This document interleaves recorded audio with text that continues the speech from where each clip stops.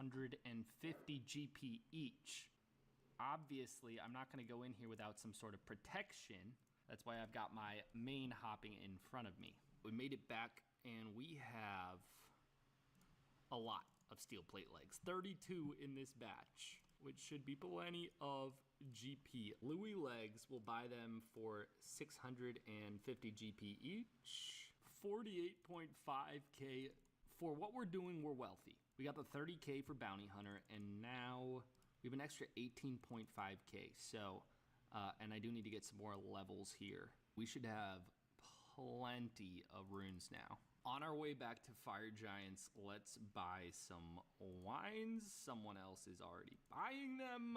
I got a 5 Chaos Rune drop. Let's see how big this thing can hit. 31 XP. That's not even the max hit. 23? 24 is the max hit with Chaos Runes. And we just hit 32 combat with 38 magic. 31 hit points. I don't know how it's going to go when we're in Bounty Hunter, but I'm sure we'll be able to find somebody to kill. I'm a little nervous. Here we go. All right, I'm in. And I think I need to deposit 38,000 GP. And I can participate. I could go in right now. I'm not going to. I have a plan, but I could. While I've been leveling up, I was scoping out the competition. I already had an old account with similar stats to the one I just made, so I was running around seeing if there were any looters or bots to kill, and the first target I get seems to be like a non-PK account just standing there, and things started to go downhill very, very quickly after that first account. I wasn't even trying to find a fight, and I was getting deboed left and right. I even geared this account up in the exact same way as my hardcore Iron Man, and let's just say over the past few years, Jagex has buffed level 30 accounts to have access to weapons twice or 3 times as powerful as they used to be.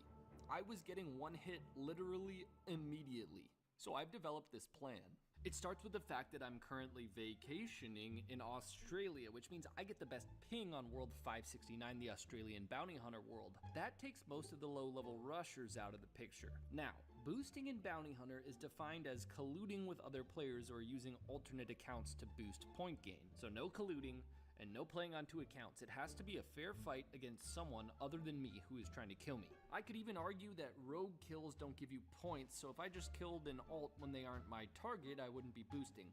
But I'm gonna go a few steps further. What I really need is to convince a noob to try to kill me in Bounty Hunter. It's not collusion if they're not in on it. Someone who would be happy to try to kill me, but not really know what they're doing. And that someone is my girlfriend. Remember how you like to tell me that you're a better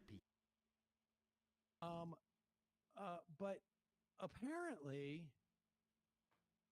no one else knew that Michael Waltz was going to be fired, not the least of which the person who was going to replace him, who also happens to be Secretary of State, Marco Rubio.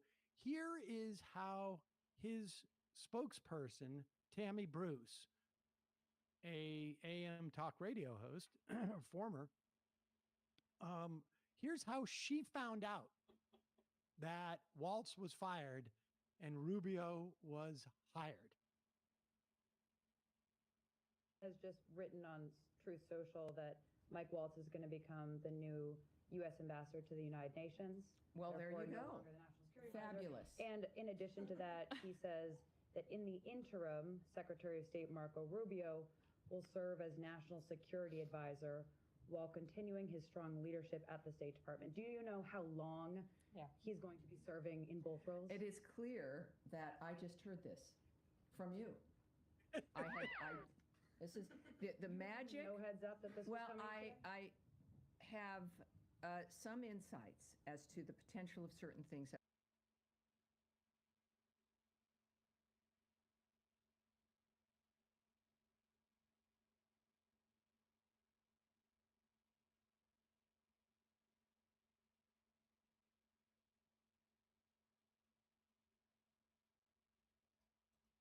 That might happen.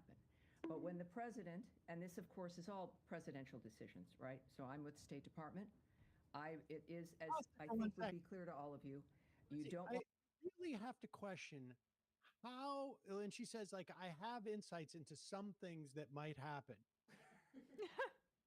If you're not on the list of people who are going to find out that Rubio is going to be the acting national security advisor, like, what's on the list? They forgot to add her to the group chat. They added Tammy Baldwin instead or something like that, right? Right. Or it's They just get sucked in. Oh, sorry. It's not loud enough, my board yet. Anyway, I gotta stop trying. Keep going, Sam. she gets a little heads up on what's going to be for dessert in the commissary on Fridays, but she doesn't find out that her boss is going to be the acting national security advisor. But let's go back. No, I'm with the State Department. It is, as I think would be clear to all of you, you don't want to get ahead of your skis and drawing conclusions or speculating about what may occur. You can have a general sense of what's possible, and then you see that manifest usually. But I think the one thing I've learned is that things don't happen until the president says they're going to happen. So the fact that is, which was obviously Truth Social. Yeah, so that is the miracle of modern technology. And obviously that was on Truth Social. Where would it be? Where else would it be? Why would there be any interim period where I, as the spokesperson for the new acting national security advisor, also the Secretary of State, why would there be any interim period where I would find this out before somebody read it on a shit poster's account on Truth Social? I mean, that's the beauty of being a part of the Trump administration. There's this like spontaneity. Anything can happen. You wake up one day and your boss could be now in an entirely new role as both acting national security advisor, acting administrator of USAID, Rubio is, and now, of course, his traditional role as Secretary of State. Like, they're understaffed overall as well. Little Marco's working doubles. Go to bed last night, wake up in the morning, your Timo thing cost 4 times what it did yesterday. Let's continue here. Just certainly see. that I've learned is that things don't happen until the president says they're going to happen. So the fact that is, which was obviously Truth Social. Yeah, so that is the miracle of modern technology and the social media. So that is an exciting moment here. I think that, as I know Secretary Rubio, this is a man who, as I think you all know, has worn several hats from day one. Several hats. He's actually wearing, I think, like 3 or 4 at this point. He's also head of USAID to the extent that it exists. So we are to believe, look, none of this happens. Nobody knows about this until Donald Trump gets on his phone and, posts on Truth Social. No one else knows about this. I mean, she is a top official in the government.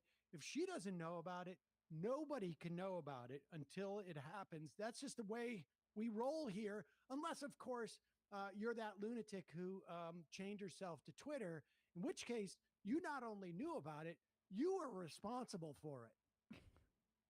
The other week when you were able to, basically put in some suggestions that President Trump fire the national security apparatus, and your input outweighed the national security advisor, Mike Waltz. Did you express any concerns to him about Mike Waltz? My concern was, if Michael Waltz is the NSC director. I just want people to understand how insane it is that we just got Tara Palmieri. I guess she used to be on ABC or something like that, but she's asking this question.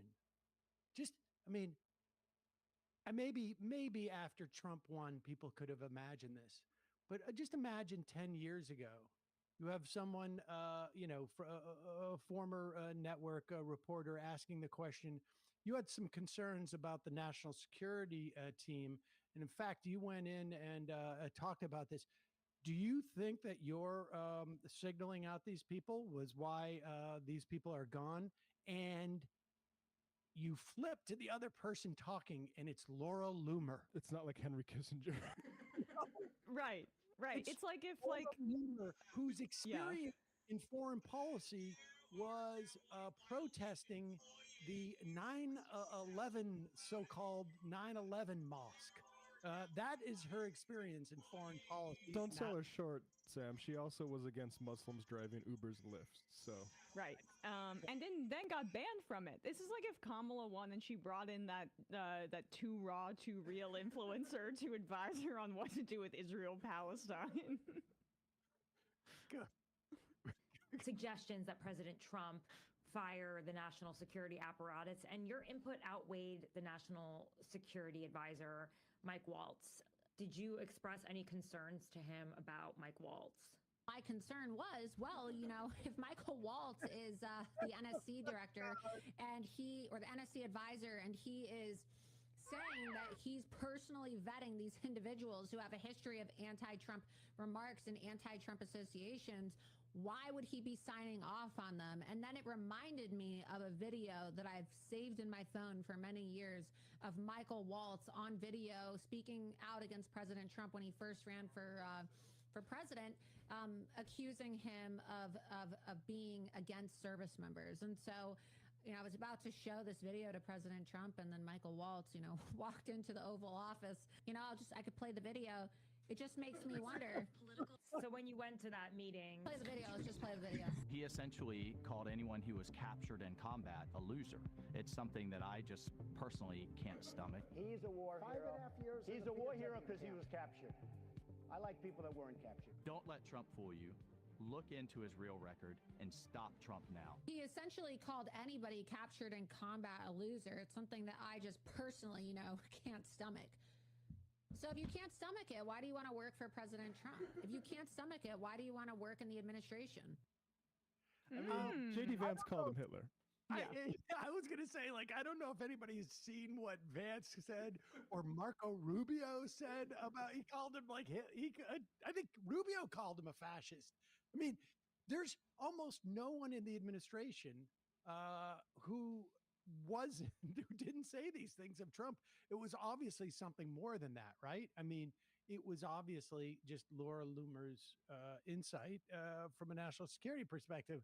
And so now we don't have a national security advisor. But Apparently Susie Wiles didn't like him either, but I gotta think, is that the thing that pushed Trump over the edge? Some mild criticism of him? I mean, maybe he said what? He's so degraded. Maybe he forgot about little Marco, and J.D. Vance delivered him the bag. I don't know. I don't know why I'm trying to make sense of his mind. It's impossible. He's insane. Yeah. it's sheer insanity. That's where we're at right now. In a moment, we're going to be talking to Mehdi Hassan, editor-in-chief and CEO of Zateo News. But first, a couple of words from our sponsors. Did you know that Fast Growing Trees is the biggest online nursery in the country? Thousands of different plants and over 2 million happy customers. I have been one for at least 10 years, way before they started sponsoring this program. I have purchased trees from them, plants from them, fig, apple, Korean pear, all sorts of the grass type of stuff. Houseplants, I'm not so good with. I literally, all my houseplants have died. But the beauty is that they have, it's spring, and now it's time to plant in your yard. They have all the plants your yard needs, like fruit trees, privacy trees, flowering trees. I would check out the bloomerang if they still have any of those. Shrubs, so much more. Doesn't matter what plants you're interested in. Fast Growing Trees has you covered. You don't have to shove these things in the back of your Subaru, get dirt all over the place, get a choice between 4 different varieties, 3 varieties of apples. No, they have so many different types of plants and trees. They also have an Alive and Thrive guarantee. It ensures that their plants arrive happy and healthy. They give you all the information you need to how to plant them. They got experts on there 24/7 that'll tell you this is the growing zone you're in. This is the stuff that's going to do best. What kind of stuff do you want? You want shade? Then get one of these things. You want something that's ornamental? Then get one of these things. You don't have to have a green thumb. They help you with all the care, et cetera, anything that you need to know 24/7. Plus, they also got a resource center that has tips and advice from plant experts so that if you don't want to talk to somebody, you don't have to, which, at different times is the way I feel. Fast Growing Trees has the best deals right now. Up to half off select plants and other deals. And listeners to our show get 15% off your first purchase when using the code majority at checkout. That's an additional 15% off at fastgrowingtrees.com. Use the code majority at checkout, fastgrowingtrees.com. Code majority. Now's the perfect time to plant. Use majority to save today. Offers valid for limited time. Terms and conditions may apply. Also, sponsoring the program today, the way that I keep my info on when I'm online safe. A few decades ago, private citizens used to be largely that private. What's changed? The internet. Think about everything you browsed, searched for, watched, or tweeted. Now imagine that all your data is being crawled, collected, and aggregated by data brokers into a permanent public record, your record. Well, having your private life exposed for others to see was once something that only celebrities like Emma and I worried about. Yeah. But in an era when everybody's online, everybody is a public figure. So I use ExpressVPN. I want to thank ExpressVPN for supporting the Majority Report. And here's the deal. Visit expressvpn.com/majority. You can get an extra 4 months free. One of the easiest ways for data brokers to track you is through your device unique IP address, which reveals information about your location as well. Well, with ExpressVPN, your IP address is hidden. Makes it much more difficult for data brokers to monitor, track, and monetize your private online activity. Also, with ExpressVPN, it encrypts 100% of your network traffic, which keeps your data safe from hackers when you're on public Wi-Fi. Works on all devices. It's super easy. One press of the button on your iPhone, on your laptop, your tablet, whatever, and you are encrypted. This is hugely important if you ever connect in any type of public area with Wi-Fi, or if you live in a building, or frankly, people driving around. Super important for security. That's why I use it, is to make sure that I never make the mistake of, like, I don't know, checking to check your bank account or your email. Even if you sign in for your email when you're on public Wi-Fi, if they find out that address, they can do all sorts of horrible things. So protect your online privacy today by visiting expressvpn.com/majority. That's expressvpn.com/majority. You can get an extra 4 months free. expressvpn.com/majority. All right, quick break. When we come back, Mehdi Hassan.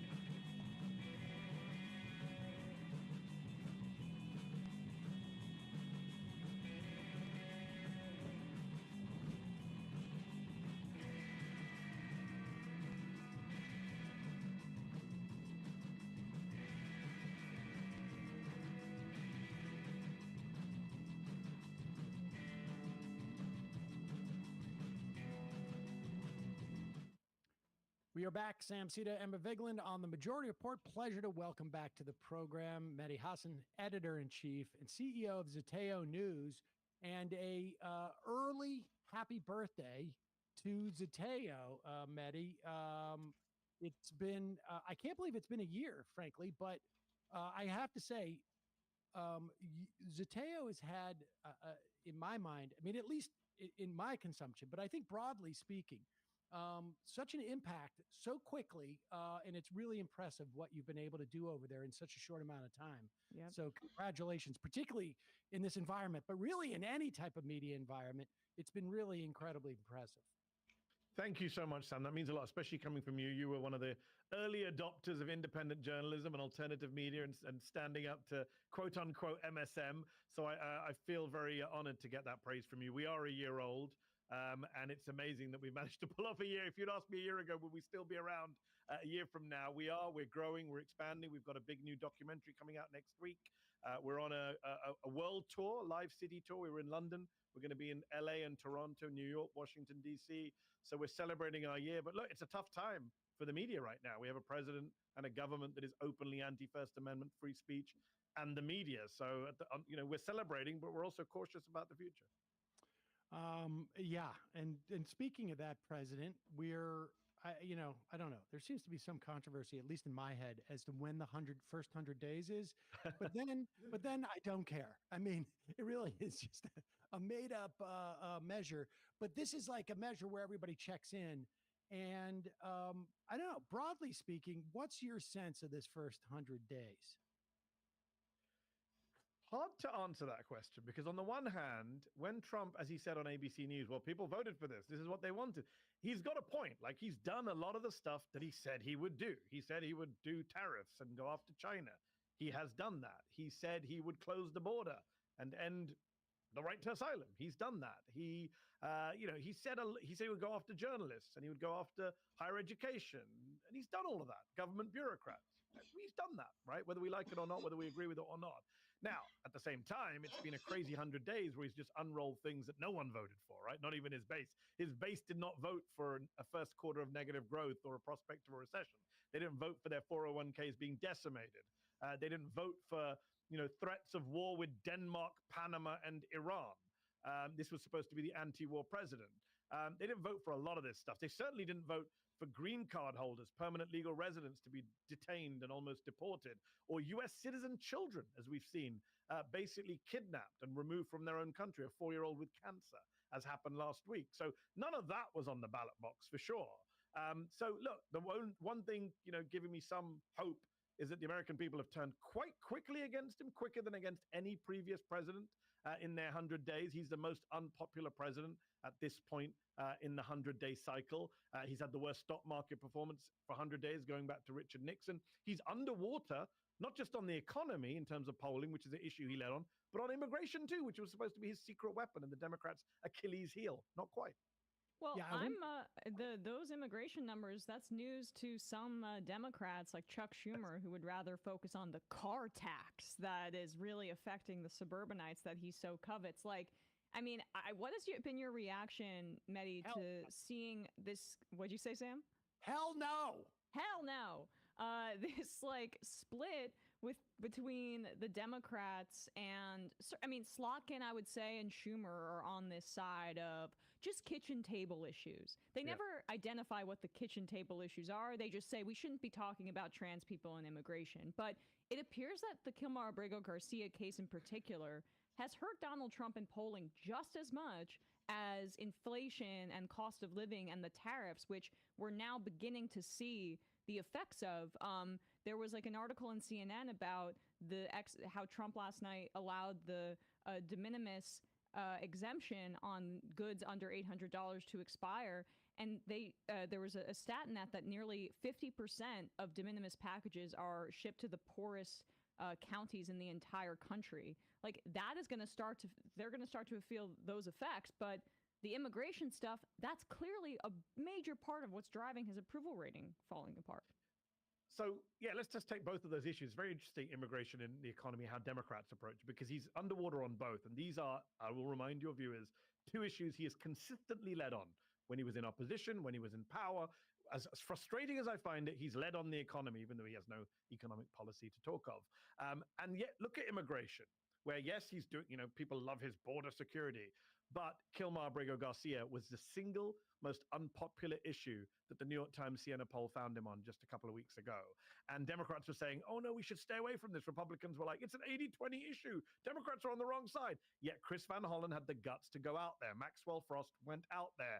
Other Democrats made a song and dance. Peter Welch of Vermont went and visited Mohsen Madavi in prison before he was released this week, right? And there were other Democrats just cowering, crouching in that classic defensive posture, saying, we can't win on this issue. These are unpopular people. Actually, turns out the American people are outraged when you tell them what is going on, when their rights and due process are being undermined and the Supreme Court 9-0 is being ignored. So Democrats can lead on that issue. The other issue, Emma, that you mentioned, which is, kitchen table issues, ironically, that's an issue where Democrats don't actually need to say much, right? Because you don't need Democrats to tell you that you're hurting or that prices are up. You can see that on your own. You don't actually need Democrats to do that much. Donald Trump's doing all the damage to himself. These are all self-inflicted wounds. He inherited a very strong economy with 2.4% growth in the last quarter of 2024. And now he gave us minus 0.3% in the first quarter of 2025. And then he says dumb shit like, I don't know if you saw him this week in the Oval Office saying, well, if they have $30, they can have $2 and they can pay a couple bucks more for it. First of all, who is Trump hanging out with other than Barron, who has $30, right? I have 2 kids. I have 2 kids. They do not have $30. And if they do, I'm outraged about it. I'm going to go double check. But I'm pretty sure I didn't buy them $30, certainly not in one go, for a couple of bucks more. So this is just this ridiculous stance that he's taken, where he's completely out of touch with the American people and his own base on some of this stuff. So I actually think it's the reverse of the kind of slot consumer. I actually think the economy takes care of itself right now, and they should focus on the due process, the Supreme Court, the American citizens, children. By the way, the Republican Party claims to be the anti-child trafficking party. They are literally trafficking American citizen children out of this country to Honduras. Insane. A child with cancer. I couldn't agree more, particularly about those, the two sequencing and how, I mean,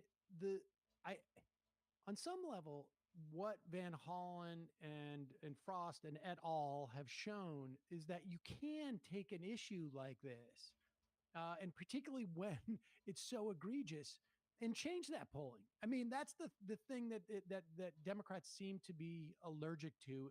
I don't know if it's a function of the consultant class or whatnot, but I mean, how they, there are, this is a target-rich environment, as they say. Let's play this clip of Stephen Miller in the, I don't know where he was yesterday. It was a White House briefing room. Yeah. In this instance, he is Chiron or labeled the Homeland Security Advisor. He seems to be the advisor on just about everything with Donald Trump. He really does seem to be the number, really the number 2 guy. I'm sure there's 100%. Sort of some type of like Wiles and he are, both seem to have access to the White House at any time of the day. I mean, I should say the Oval Office. Here is Stephen Miller. Most of your papers never covered her story when it happened.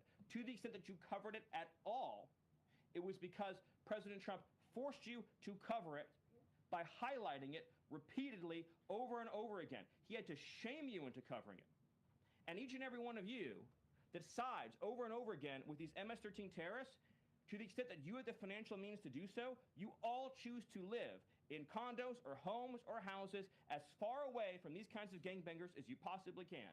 If I offered any one of you a rent-free home with no taxes to pay in any of these gang neighborhoods, and I said your neighbors are MS-13 terrorists or Mexican mafia or Sinaloa cartel or Tren de Aragua, I couldn't pay you to live there. But yet you, with your coverage, are trying to force innocent Americans to have these people as their neighbors, and that one day their daughter may be abducted from their home and raped and murdered. So you're not going to get an ounce of sympathy from this administration or President Trump for the terrorists who've invaded our homes and our country. You know what's amazing to me about, I mean, just aside from how sort of fascistic-y he is, but this whole thing where we have terrorist cells in the country, an invading army, and we haven't had one shootout yet with ICE officials and So these true. invading terrorists. So true. It's What's because of going on? the wokeness under Biden. They prevented that kind of thing from happening, right? They took all the guns away. No, somebody said that recently. One of the many innocent people whose homes were raided recently said, "What if I'd had a gun?" These ICE people are turning up with no ID, their faces behind masks, grabbing people on the streets, grabbing people outside churches, grabbing people in courthouses. It is amazing that no one has actually pulled a gun in the United States of America. This is the Don't Tread on Me party, the right to bear arms, the Second Amendment folks, the stand your ground people in Florida, right? If somebody comes up to you in the street and just grabs you with no ID, why wouldn't you defend yourself by any means necessary? It's amazing. Thank God we've avoided that. But yes, as you point out, if these really were all gangbangers and terrorists, wouldn't they put up a fight when they're being deported rather than, for example, that horrifying video of the Turkish student in Massachusetts who's picked up by a group of masked men and is just screaming and crying because she's a young woman being pulled off the street in the middle of Ramadan, right? That is who they're pulling off the streets, these cowards in masks. So you're right. It is insane. Stephen Miller is a liar. He's a white supremacist. He's the worst kind of white supremacist. He's a Jewish white supremacist. His own family have disowned him, right? His Jewish family, his uncle famously wrote a piece saying, "Stephen Miller, we all can't stand you, and our family wouldn't be in the US if people had brought in the kind of immigration laws you want." When he talks about living in areas with gang members and terrorists, well, why don't they go find these areas? Because they don't seem to be able to find any Tren de Aragua people. The people they sent to El Salvador, vast majority of them were not gang members or Tren de Aragua. And by the way, a Trump judge in Texas just this week said there is no invasion. Like the whole premise of the Alien Enemies Act 1798 that Miller invoked is Miller's idea. He's the guy who talked about it during the campaign, and they've now implemented it. Was that there is an invasion by a foreign power. No one believes that Tren de Aragua is part of the Venezuelan government. U.S. intelligence internally told the State Department it's not part of the Venezuelan government. There is no invasion by any commonly understood definition of the term, certainly not a legal one. So a Trump judge has thrown out the idea of using the Alien Enemies Act. But look, Miller was a crazy, kooky gadfly working for Jeff Sessions on the Hill. He used to get ignored by other Republican staffers who thought he was a weirdo. And now, as you say, Sam, he's the second most powerful person in the White House. He's basically running all policy as deputy chief of staff. He's coming up with these ideas. He's filling Trump's head with nonsense, right? Trump's head is already filled with nonsense. But when you see Trump on ABC saying they had MS-13 written on his knuckles, that came from Miller, surely. When he says, "Oh, my people told me that I won at the Supreme Court, not lost," that's Stephen Miller. We saw him on camera, I think, making that argument in like some type of like press gaggle where he announces it and nobody in the Oval Office. It was just, in the Oval Office, and nobody says, "Well, wait a second, what are you talking about?" Why don't Democrats go big on Miller? Like, if I want to talk about messaging, if I'm a Democrat, I would do all my ad campaign around the real shadow president. This freak, just play ads of him speaking. No serious American, no independent voter, no moderate conservative looks at Stephen Miller and thinks that's a normal dude. And if you remember in the first term, SNL did that great parody ongoing about Steve Bannon being the real president and Donald Trump as Alec Baldwin sitting at the kiddie table. Trump went nuts and fired Bannon. I think they need to do the same thing with Miller, that Miller is the real president and Trump is just his puppet. Well, I mean, I think, because in part too, I would say, is because Musk, who had been sort of the first lightning rod of the administration, seems to be, stepping back because he's a special advisor, and also because he has, I think, completely effed up even the plan of his cohorts. I mean, I think it was, he was claiming that he had $150 billion worth of savings. This is not cuts, incidentally, savings that are projected in 2026. And some conservative think tank came out and said it's actually closer to like $5 billion. So we've gone from $2 trillion of fraud and waste to 1.5, down to 600 billion, down to $150 billion in savings, not fraud and waste, down to 5 billion. But in the meantime, he's wreaked complete havoc. Now, and I'm curious, from a 25 million people might die in the next 15 years, according to the Lancet, because of his cuts to USAID. And I mean, let's also be clear in terms of like what the implications are going to be for things like NIH grants and research grant. I mean, this is stuff that's going to ripple through. This is like that, Bruce Lee kidney punch where 3 weeks later you die. and you don't realize. I mean, this is going to have ripple effects. I agree. But what do you make of the in there? Like we're now going to about to. It seems to me go into phase 2.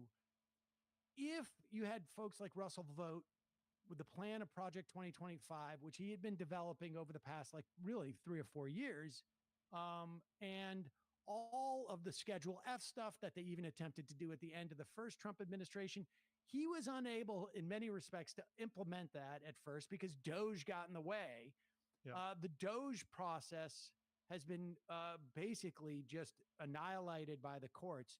And now we're about to go into it seems to me, the reduction in force process that Vogt had been working on, that I imagine is a lot more thought out in terms of like where legal challenges would come from. Yes, I agree with that. I think Russell Vogt is a much smarter and more dangerous enemy of liberalism and social democracy and the government apparatus as we know it. He has been planning it for years. He is a smart guy. He was head of Office of Management and Budget in the first term. He led he was one of the brains behind Project 2025. He's caught on camera talking about how they've tested stuff with the courts, right down to even putting military on the streets. I mean, Russ Vogt is the guy who was on tape talking about, well, we've advised President Trump what he could do with the military. So it is much more dangerous than this ridiculous Elon Musk, who has screwed up both his Doge and Tesla, by the way, while he's been busy doing Doge, his own Tesla board, according to Wall Street Journal, were trying to headhunt a replacement for him.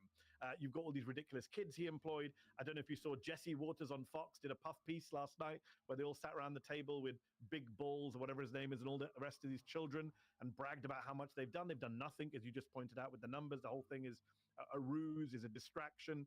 Musk turned up at the cabinet wearing 2 hats to make a joke about how many hats he has. He's literally the unfunniest man I've ever come across in my adult life. Like, whatever you think about Donald Trump, I will admit right here on live TV, I've laughed occasionally when Donald Trump has said things, right? I've never laughed or smiled at anything Elon Musk has ever said. He's so desperate to be the cool kid, to get the affection, he's got none of it. He's just a complete charisma-free, unfunny narcissist. He did legalize comedy again, though, so that was good. We got until he then shadow banned all the accounts who criticized him. Just on the Doge thing, by the way, like it's so important to point out, to go back to your first question about the 100 days. Jonathan Shea wrote a piece for The Atlantic in which he made the very valid point that compared to FDR, who invented the whole 100-day concept and did so much legislating in the first 100 days, Trump has passed no real bills or acts of any consequence. He's passed fewer laws than he passed in his own first 100 days in 2017.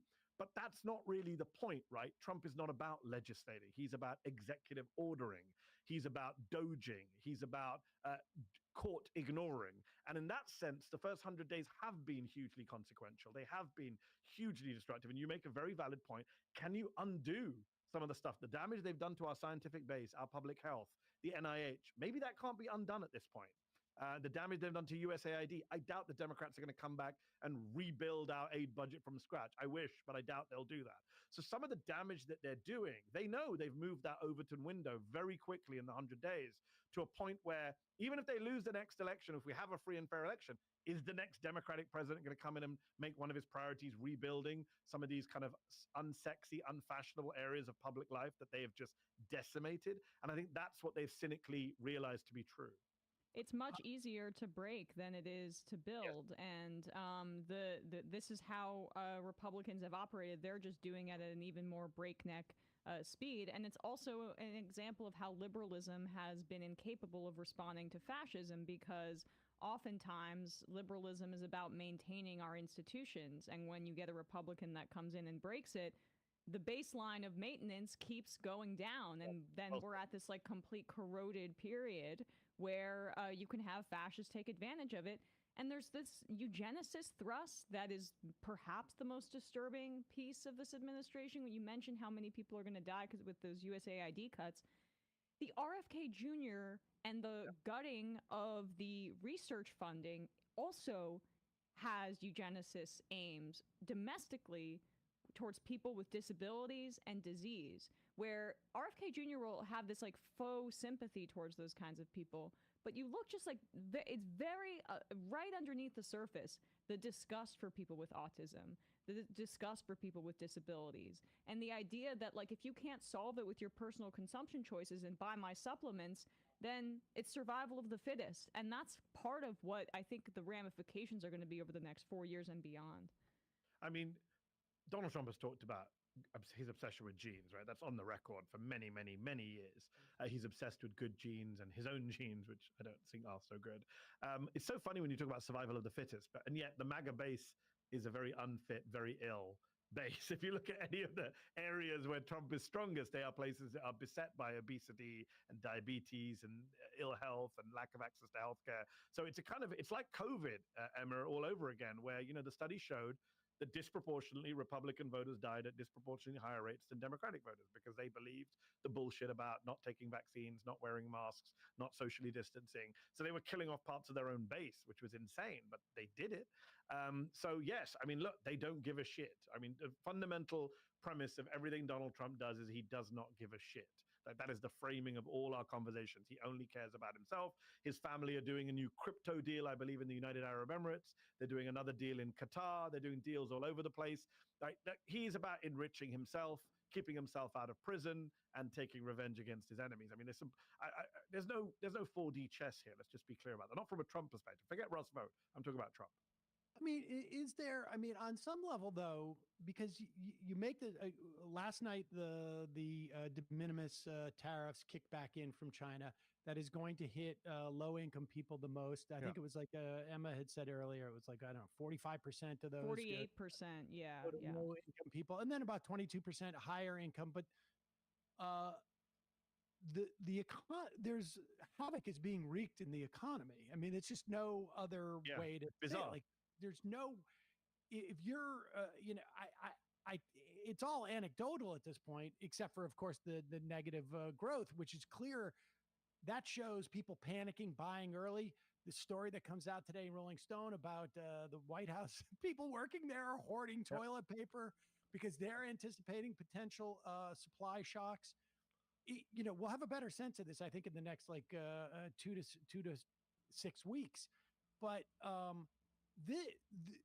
this is where things could go really sideways. I mean, we have the first person fired from the administration. Granted, it was because Laura Loomer said so, but there also must be some pressure there too. So, it feels like we may be on the precipice of just which is going to make folks like Russell Vogt be much more aggressive. It seems to me like a cornered rat type of mentality. To borrow a line from the late Donald Rumsfeld, it's a known unknown, right? We know that there's some shit coming down the track, especially in relation to the economy, because he's done such crazy stuff. We don't quite know what it is. We don't know what the repercussions will be and how they'll play out. I mean, Donald Trump could be remembered as the first president not just to be impeached twice, but to deprive of us toilet paper twice. And that would be quite a legendary achievement for himself if that's what we end up with, panic buying and empty shelves. Look, it's going to be fascinating to see a kind of Marie Antoinette, let them eat bread, let them buy $2, not 30, as people panic buy over, I don't know, 4th of July weekend, or when we hit Christmas and there are no toys because every toy company says they're going to go bust. It'll be fascinating to see how Trump, the man who lives in a golden apartment in New York, how he reacts to this kind of self-inflicted recession. Now, they're going to blame Biden. He's already said that even Q2 of growth, he's going to blame on Joe Biden, which is amazing because a year ago when the stock market was doing very well, he said it's my stock market. It's a Trump stock market, not Biden. But when he's actually president and the stock market's collapsing, it's Biden's stock market. So I think even the thickest members, the dumbest members of the MAGA cult, surely will see through that at some point. Maybe I'm being crazy, but you're right. There is a lot of stuff coming down the track at home and abroad. I mean, there's a lot of pressure. You saw the Hegseth tweet this week about attacking Iran. I mean, this was supposed to be the anti-war president, the guy who went to Michigan and said, don't vote for Harris and Cheney. They'll kill lots of Muslims. I'm the anti-war guy. And here he is threatening Iran to be bombed like it's never been bombed before. The Mike Waltz shift was supposed to be, the neocon guy. But look, guess who's running all foreign policy now in the administration? Marco Rubio is. I think he's got like 4 jobs right now: Secretary of State, National Security Advisor, acting administrative USAID, and National Archivist. So this is Rubio, the guy who once mocked Donald Trump's manhood, called him a con man.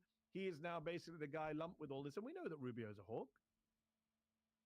Yep. 100%. I mean, this is, I don't know. This is, I think, an administration where, day 200 is going to be far more telling, I think, than where we are now. And I think it's going to go in a couple of different directions. The national economy may go south, but Trump's family economy, I think, is going to do quite well. I think this is going to be we're going to see like the mentality of everybody getting to the getaway car, because I think they're going to realize by next fall, they're going to lose the House. By all accounts. But I think that the cornered rat line that you used is an important one, because too often on the left, there is this thought that when the economy goes badly, when people are suffering, they will turn towards the left. That was the theory after the financial crash in 2008. In fact, we saw over the next decade the far right benefit across the Western world. And that is a slight problem, right, for the left, especially the non-populist left. And I think that is, if we get into a severe recession now, you could be like, oh, well, Democrats will benefit. Oh, they'll win the midterms.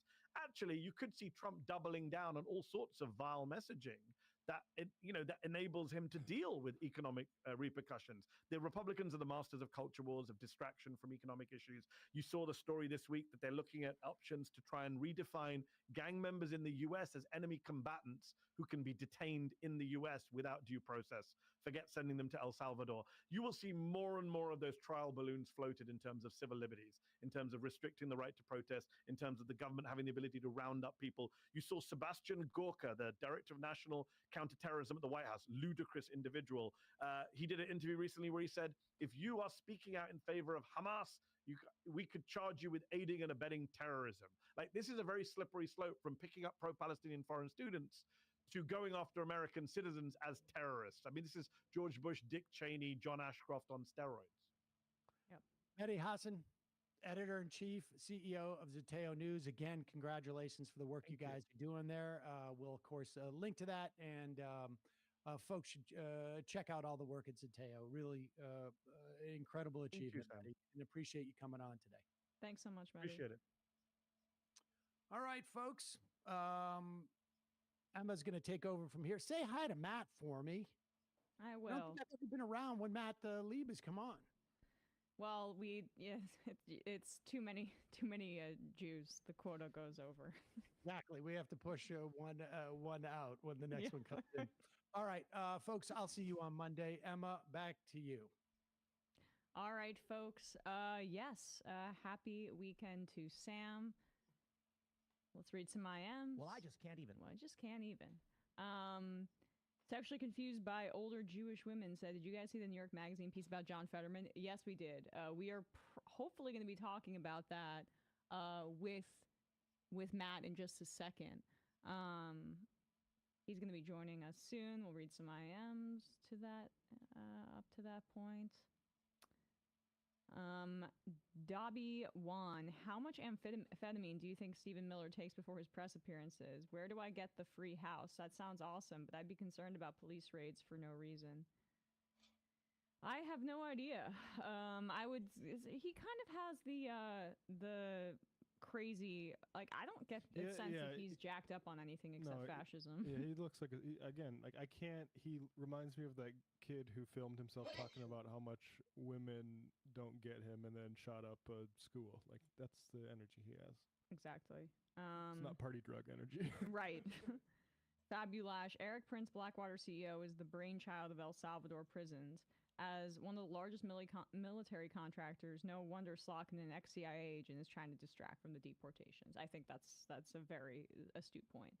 But we do have Matt, so let's just take a quick break, and when we come back, we'll be joined by Matt Lieb.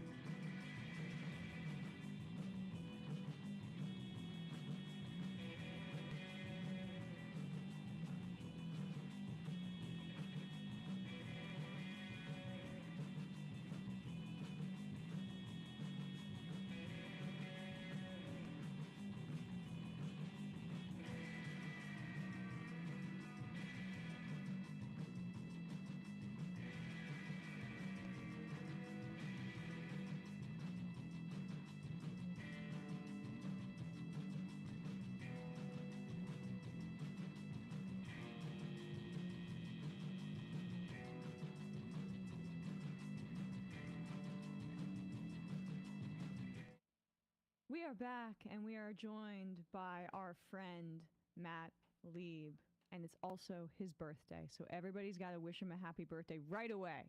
Do it. Chat. Put hearts in the chat if you want to wish me a happy birthday or say happy birthday. The stand-up comedian, hosts of podcasts Bad Hasbro and Pod Yourself a Gun, which has now become Mad Yourself a Man. Mad Yourself a Man. It is a Madman podcast. Right. It used to be a Sopranos podcast. Right. Now, but if you want to find it, you still have to put in Pod Yourself into the. We've made our podcast impossible to find. Yep. Deep web. Deep web. Only really like dedicated, listeners of podcasts can find our podcast about Mad Men. But once you find it, you will enjoy it. You were on it, Emma. I was on it. I'm a big Mad Men fan, and I know, yes, I have a coastal elite sensibilities, but I do have to say it's my favorite show of all time. So it's a great show. It's a great show. I think anyone from anywhere can love it. That's what I think. Yeah, I mean, especially if, like Don, you have daddy issues or something like that. That seems. I'm not saying that's me, but some people. No, not me either. No, not me. No. Sopranos is for mommy issues. The Mad Men for daddy issues. Yep, you can get both. And The Wire. We also did The Wire, and that's for societal issues. Oh wow, yeah. It's about society. That was really deep. It's a very deep show. If you're into deepness, listen to that. Or if you're into Israel. If you love Israel, if you're a you big should fan of Israel. You should listen to Matt's show. Go to stand up, see your stand up next week, next Wednesday. Yes. Next Wednesday, this Wednesday coming up, May 7th, Cobb's Comedy Club. Myself and Francesca Fiorentini, who is my wife, Borat voiced my wife, and we're going to be co-headlining Cobb's, and it's going to be really fun. Get your tickets now before it's too late. Not that it'll sell out, but a link to that in don't sell yourself short. We'll put a link to that in the description if people want to check it out, and we'll plug it towards the end as well. But what city is Cobb's in? Ooh. It's in San Francisco. It's San Francisco, California, which is on the West Coast. So if you are anywhere on the West Coast, it's just a few hours drive, or it's right next to you if you live in San Francisco. Please come. Hot tip. It's my birthday. You Do a have nice to thing. Go. Do a nice thing for yourself. So big story this morning about our favorite. I don't know, my top pick for the live action Shrek, John Fetterman. Yes, my favorite professional wrestler turned senator. I don't know what he did before he was a senator. I just assumed he was a professional wrestler. And then I was told, no, he's just some Harvard guy. Yeah, just a Harvard guy who we, now lessons learned, perhaps if we have candidates who have a history of like chasing down somebody with a gun and perhaps it's racially motivated, that sometimes those aren't one-offs. Sometimes those situations can't be explained. Yeah, egg on my face. Right. I looked at him and I was just like, yeah, that's what we need. We need, just a 6'8" white guy who just had a stroke to finally, get that MAGA crowd to start, seeing some sense, and then he just started doing MAGA talking points. I was like, oh, that actually makes more sense. That makes more sense that he is just that guy. And what's fun about Fetterman is that all of the usual suspects had decided preemptively, well, maybe not preemptively, but once he started going down the Zionism is the most important thing ever to me, down that road, there was a class of Democrats that said, this is the kind of populace that Democrats Matt need. Iglesias. Yeah. This is the kind of populist, the one who's going to take really unpopular positions in both his party and, I think more so it's happening more and more in the Republican Party. Well, Iglesias is a popularist, right? So he always says you got to just respond to the polling as a Democrat, but they ignore things like Israel, where a majority of Democrats, it's not close, now have negative feelings about it, and also like ignores the fact that you can have agency over public opinion as a politician by using the bully pulpit. That's kind of important. That's like the whole point. That's why it's to be a leader is when you lead, right? Right. Isn't that the whole thing? They don't like doing politics. They're resentful of it. But it was these people said this like 2 years after they had declared Eric Adams is the future of the tough on crime Democrat. Can we maybe cut like they care about what's popular with donors? That's where populism comes from. Right. I was, but, right. Go ahead. I mean, sure, but also, what's popular with donors and other people who are sucking on the teat of those donors. And I think you forget that that's a class of people. Yeah. Stop ignoring them. Don't erase them. Don't erase them. Those are workers. Those are part of the revolution. Is the people who are going to be actively serving the moneyed class. Would you hide them? Would you hide them? Would you hide all of the personal assistants of the oligarchy? I would. I would. And so that's how, we're on the right side of history here. So Fetterman was sitting. All right, like this article's kind of sad. Spoiler alert: he's lost his mind after having a stroke. But this is someone who was saw him. The Summer Mob at SUMERMOB on Twitter or on Instagram. Good job, Summer Mob. Spotted Fetterman in public the other day, and this is how that went down. Senator, do you still feel that Israel has the right to kill and kill and kill people? You still think Israel has a right to defend itself still? When is enough enough, Senator? I don't know why you're harassing me. That's not harassment. You're a senator, right? I saw you coming and I assumed you were going to come over. And I mean, you work for the people, right? You're in these halls for the people. I'm just sitting here on a bench. Right. And my people are being slaughtered because of your votes and the money that you send to Israel and your complicity in genocide. You have nothing to say about that? Over 100,000 Palestinians have been slaughtered. How do you sleep at night, Senator? We're not adding those crickets. Seriously, how do you sleep at night? Do you not see the videos and the just the children that are being slaughtered out there? I don't have anything to say. You don't have anything to say? Of course not. I'm just sitting on a bench. Because AIPAC pays you way too much money to say anything, to be a human being? Yeah. What a shame, what a shame. You do not deserve the position that you have at all. Shame on you for being complicit in genocide. Shame on you. Agreed. That's how you do it. 100%. This should be the standard for anyone who's in a position of power being in public. The standard should be you go up to them and tell them what what they're supporting, and then ask for an explanation. The idea that he's like, I just came out here in an open field to sit on bench. Like I do, love bench, love to sit and think my thoughts. What are they about? I think blood and soil. Doesn't matter what my thoughts are. I'm thinking them, and I would like to be alone with my thoughts. The idea that it's like, and now you're harassing me in this position where I'm literally sitting here in public being like, it looks like he's waiting for a meeting. He looks like he's going to feed some birds and tell them to, start funding the IDF. Right.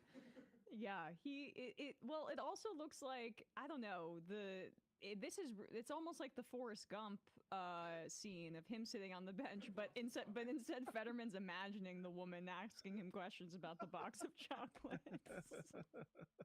That's amazing. Just sitting there waiting for a bus. This bus is gonna take me to Jerusalem. We need to destroy the Al-Aqsa Mosque and build the third temple. Just on a loop. Can I just get really remedial for folks for a second? That's a senator of our nation here. Yeah. The Senate is one of our bodies of Congress. It's supposed to be the greatest deliberative body on earth.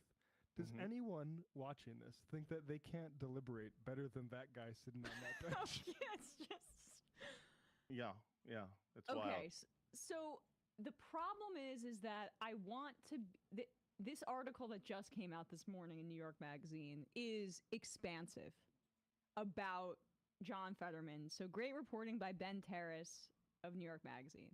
Yeah. I want to be sympathetic because, as I'll read in some of these excerpts, it's abundantly clear that he has lost his mind.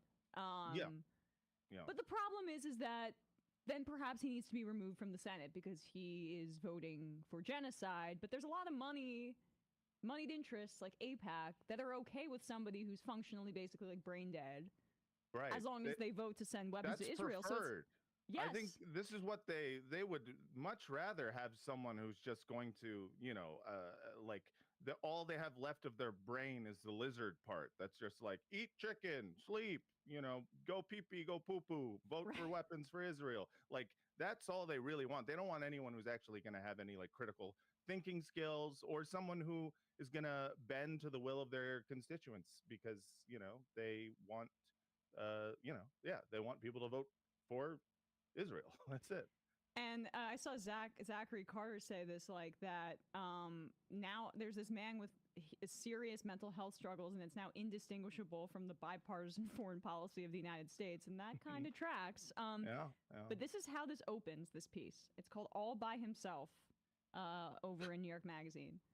When John Fetterman was released from Walter Reed Hospital in March 2023, Adam Gentleson, then his chief of staff, was proud of his boss for seeking help for what the senator's office and his doctor had said was a case of clinical depression.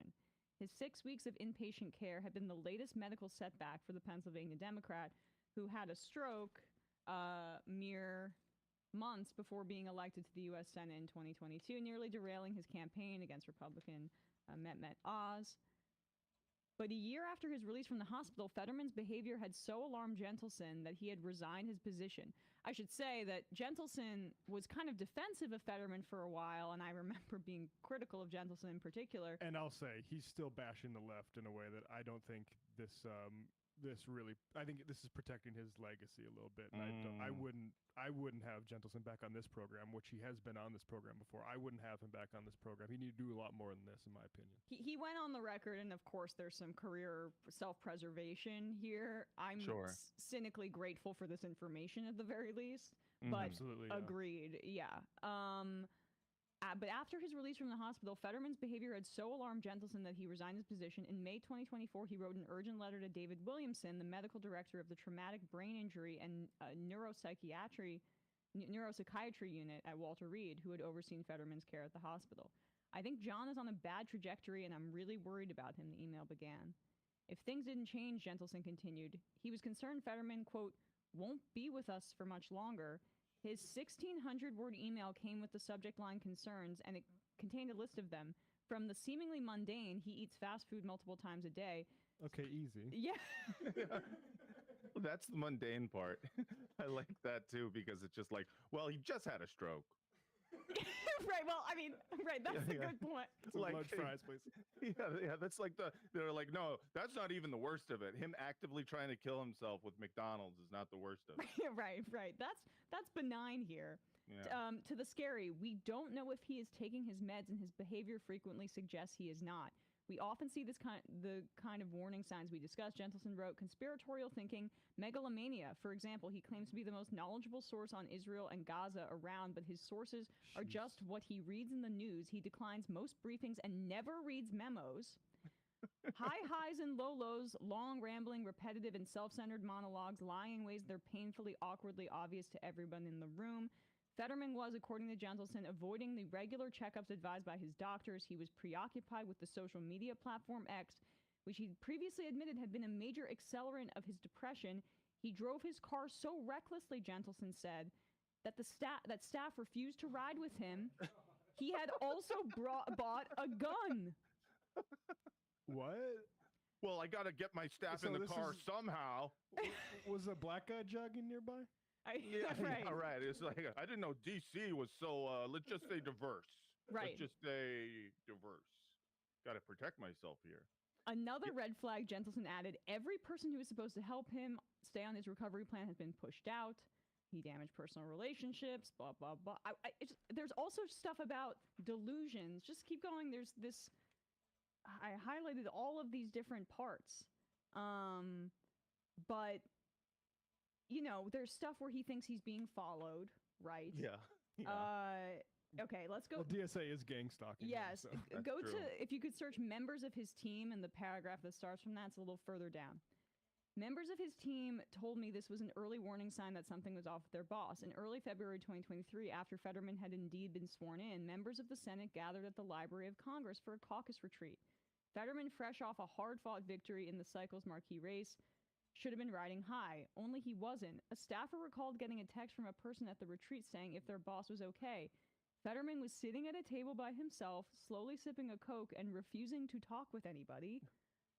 Later that day, another staffer heard an alarming report from a journalist. Fetterman had just walked obliviously into the road and was nearly struck by a car. This is amazing. This is like, I don't know if you guys have ever, like owned a very, very old dog. But there's Yes. like, at some point, you're just like, what is it doing? And then you're like, oh, it's going somewhere to die. That's like, it's like, why is it spending so much time in that corner? Yeah, it's very sad. I know. I haven't heard about anything this is like when Nixon is like after the Kent State shootings. He was like wandering around the Lincoln Memorial. I think this is in like the Oliver Stone movie, like walking around with the Lincoln Memorial and got into like fights with like anti-war activists, but like trying to make them think he was a good person. This is like Fetterman's been doing that. That was just one night for Nixon. Yeah, Nixon this is just like Fetterman's entire time in the Senate. Nixon just had some stiff drinks. Like that's Trump level delusion. We're at a different level with Fetterman.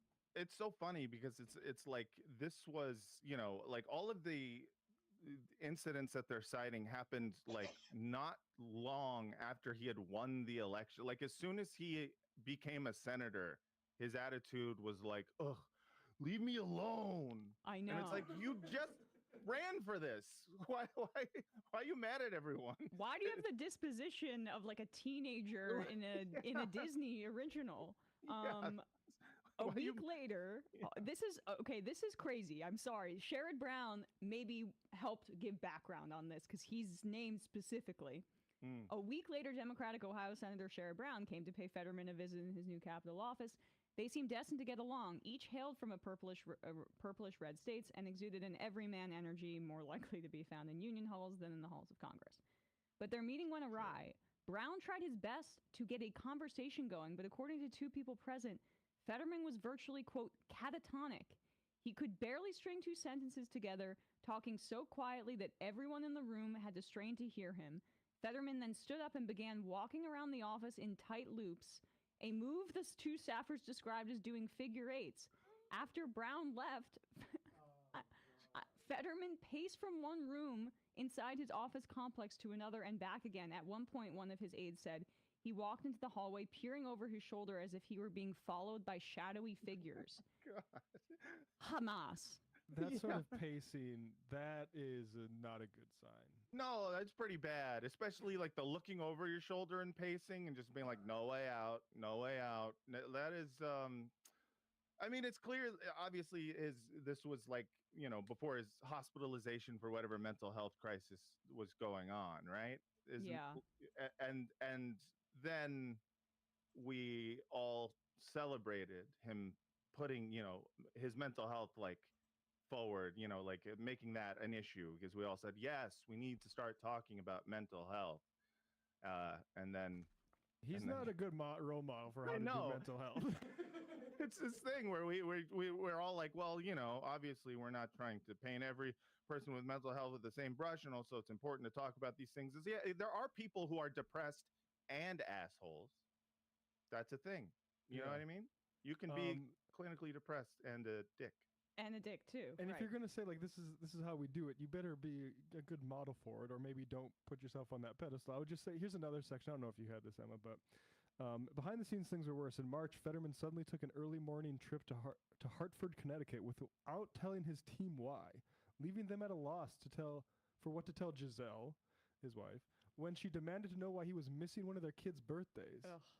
Fetterman objected to this characterization, saying to me, the writer, I took a weekend trip in March to visit the gravesite of my friend from grad school who died in 1993. A trip my staff and family knew about. Okay. You mentioned this is the last piece I'll read because you mentioned Giselle, and I actually feel for her here because I don't know what's going on, but this is when October 7th happened. This piece, it's the paragraph starts with, in the days after the October 7th attack, Israel declared war and retaliated with brute force, killing Hamas forces as well as thousands of civilians. In the U.S., progressives began calling for a ceasefire, to at least pause the carnage. Fetterman felt differently. Now is not the time to talk about a ceasefire, he posted on October 18th. We must support Israel in efforts to eliminate Hamas terrorists who slaughtered innocent men, women, and children. Here it goes. Early on in the conflict, 16 of his former campaign staffers wrote a letter anonymously saying they found his full-throated support for Israel to be a, quote, gutting betrayal. Gentleson had taken to defending Fetterman on X from such criticisms. I had mentioned that earlier. But it wasn't just staffers who were upset. There was also Fetterman's wife, Giselle, who had become something of a political celebrity in her own right. She is a kind-hearted philanthropist, the proprietor of a free store in Braddock that gave away goods and clothing, a formerly undocumented immigrant from Brazil, and a vocal progressive. In early November, just weeks after the attack, Giselle arrived at her husband's Senate office, and according to a staffer present, they got into a heated argument. They are bombing refugee camps. How can you support this? The staffer recalled her saying with tears in her eyes. That's all propaganda, Fetterman replied. God. Later, a still visibly upset Giselle pulled the staffer aside. She asked him if members of Fetterman's team were pushing him to take these stances for political reasons. The staffer told her that the opposite was true. Many of them were as upset as she was. If you're pushing back on this, there's no hope, the staffer recalled her saying. This is horrible news. Yeah. That is really terrible. You would at least hope that it's like, oh, well, he's got a bunch of APAC people, lobbyists, right, either on staff or nearby, who are pushing him to say these things. And it's like his whole staff is like, no, he just is doing this. He's doing this gratis. He's just for free. He's going to carry water for a genocide. And I know that maybe I'm too obsessed with these details. I promise these are the final two paragraphs, but this is just astounding to me. A few days later, Giselle texted a different staffer. I am at a breaking point and can't co-sign this any longer. I'd love some help in language to separate myself from this. Can anyone help me? Oh, geez. Giselle might have The language is divorce. Yes. Yeah, exactly. But your husband goes through this enormous health situation, like a stroke. You want to stand by him, but you don't, and you hope that it gets better and he gets back to his former self. But the final paragraph points out that his father, Carl Fetterman, an insurance executive, is very pro-Israel and would love when Fetterman would go on Fox News. So he's regressed to his childhood state, is what it seems like. So Uncle Carl happy. There you go. Whoa. Listen, it's always hard to, be in a marriage with two people who are very political. My wife and I go through this all the time when, she's trying to speak out against Palestine and I am making TikToks, making fun of the victims of Israel. It's hard. It's hard when one person cares a lot about something and the other person is a literal genocidal monster. You never know who you're going to marry is the point. Right. You kind of flipped a coin with Francesca, and it came up tails. It worked out. But hey, who knows for how long? I could have a stroke I just turned 40. I could have a stroke right now, and then all of a sudden I'm just like, it's great, Israel and dead kids. Those are great things that I love. Yeah. The article also pointed out that he had kind of had these positions before October 7th, right? That he had been a pro-Israel, but right. There is part of me that doesn't that has trouble fully buying a commitment this strong. You know what I mean? Like this does feel like a commitment to Israel this strong does feel like stroke based. You know what I mean? Yes. it's not to say he didn't have major problems as a politician before. Ben Burgess, I mean, before Fetterman was even elected, had a piece saying he's basically progressive except for Palestine. Right. Right. Yeah. Right. So, but this is the kind of thing that, I mean, puts it into overdrive. Right. And like, why don't we have any mechanisms to deal with this kind of break? Like, and we can talk about Biden in this instance. And frankly, well, we know that they're not going to impeach Donald Trump because the Republicans hold the Senate and the House, but he's clearly completely lost his marbles, believing the photoshopped MS-13 knuckle thing that Stephen Miller is just like feeding to him on his desk at this point. Yeah. These guys are losing it. Yeah, it is wild. There's a tweet we found. You want to put it up, Matt? Before we let Giselle completely off the hook or cry too big of a river for her, this was in March. Her posing with Netanyahu. I mean, that's not great, but I mean, they said he got a gun, and there's like some abusive sounding things in the article. I'm and also, if you look at her body language, she is facing away from him. So, as a certified body language expert, I would say that she is not into that particular situation. Oh, you're trained in body language expertise. This is for your audition for Fox News. I understand. That's right. Yeah. This is how I punch or left. Joy Reid, rather. Yeah, she was the body language expert with Bernie, remember? There's just one final section, I think, to underline kind of like the genocidal mania this guy is. He's meeting with Jeremy Ben-Ami of the sort of liberal Zionist organization J Street, which is pro-Israel and pro-peace, whatever. And Fetterman lectures the guy, saying, "You can't reform sour milk," he told Ben-Ami, according to the notes from the meeting, referring to Palestinians as sour milk. Fetterman said he did not believe in a two-state solution and claimed that he had never met an Arab person who would condemn Hamas. Correction, the notes from the meeting stated, only a single Arab he has met with that staff was present for wouldn't outright condemn Hamas. Fetterman went on to make statements that shocked people. In opposing a ceasefire, he said, "Let's get back to killing." A person who heard the conversation told me, he said, "Kill them all." In a statement, Fetterman denied the account, adding, "Any reference to killing was solely about Hamas, and I do support the destruction of that organization down to its last member." I don't believe him. I mean, he can claim. I mean, that's the old switcheroo trick what they do with the Hamas thing, where it's just like, no, all of my genocidal language, if I just direct it at Hamas, then I don't have to think about the fact that, I consider literally every man, woman, and child in Gaza to be Hamas.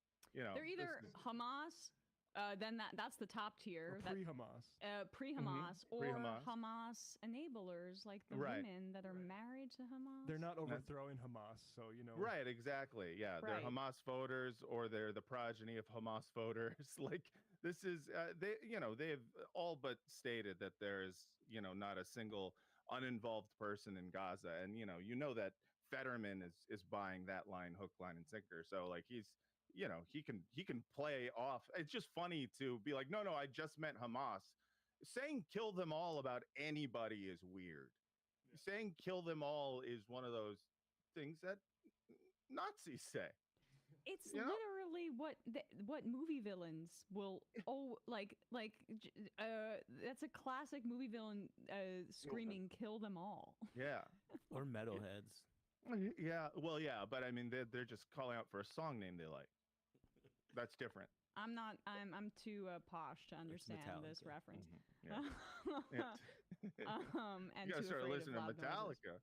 Well, listen to Reload. Reload by Metallica has some of their more more melodic stuff. You'll like it. All right. Well, thanks for the tip. So back to genocide. No, like, what's been your Bad Hasbro? Everybody should check it out. I really had such a great time when I was on with you. I mean, maybe that must have been like a year ago at this point. Yeah.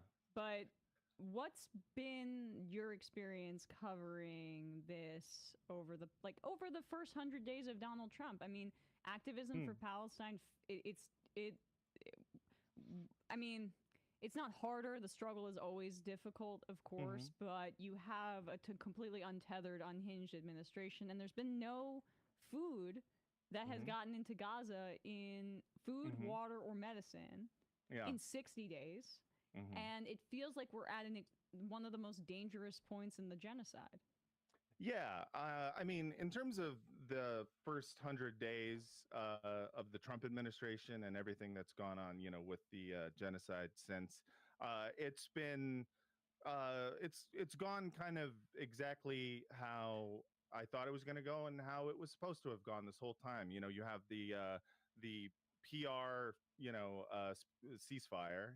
This essentially a win for the Trump administration right off the bat, and it existed, I think, primarily so that Trump could have this.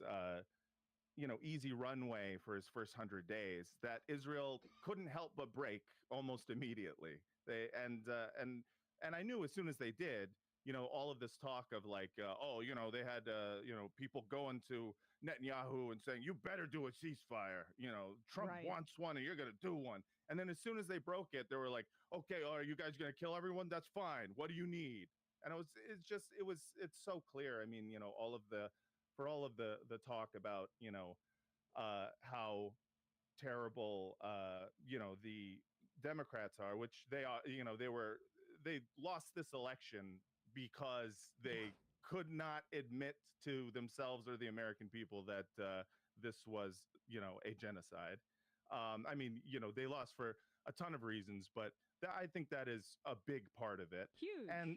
And they ceded that ground to Trump, to where he was going out and pretending like he was a dove. It was completely like ridiculous. Like people were like, he could say that because they were out there, being like, we got to make sure that Israel has everything they need in order to do genocide. So anyways, the Hezbollah around it has been interesting because you've seen kind of a split, whereas I feel like the more liberal Zionist PR spin was kind of, I would say, the mainstay of the Biden administration.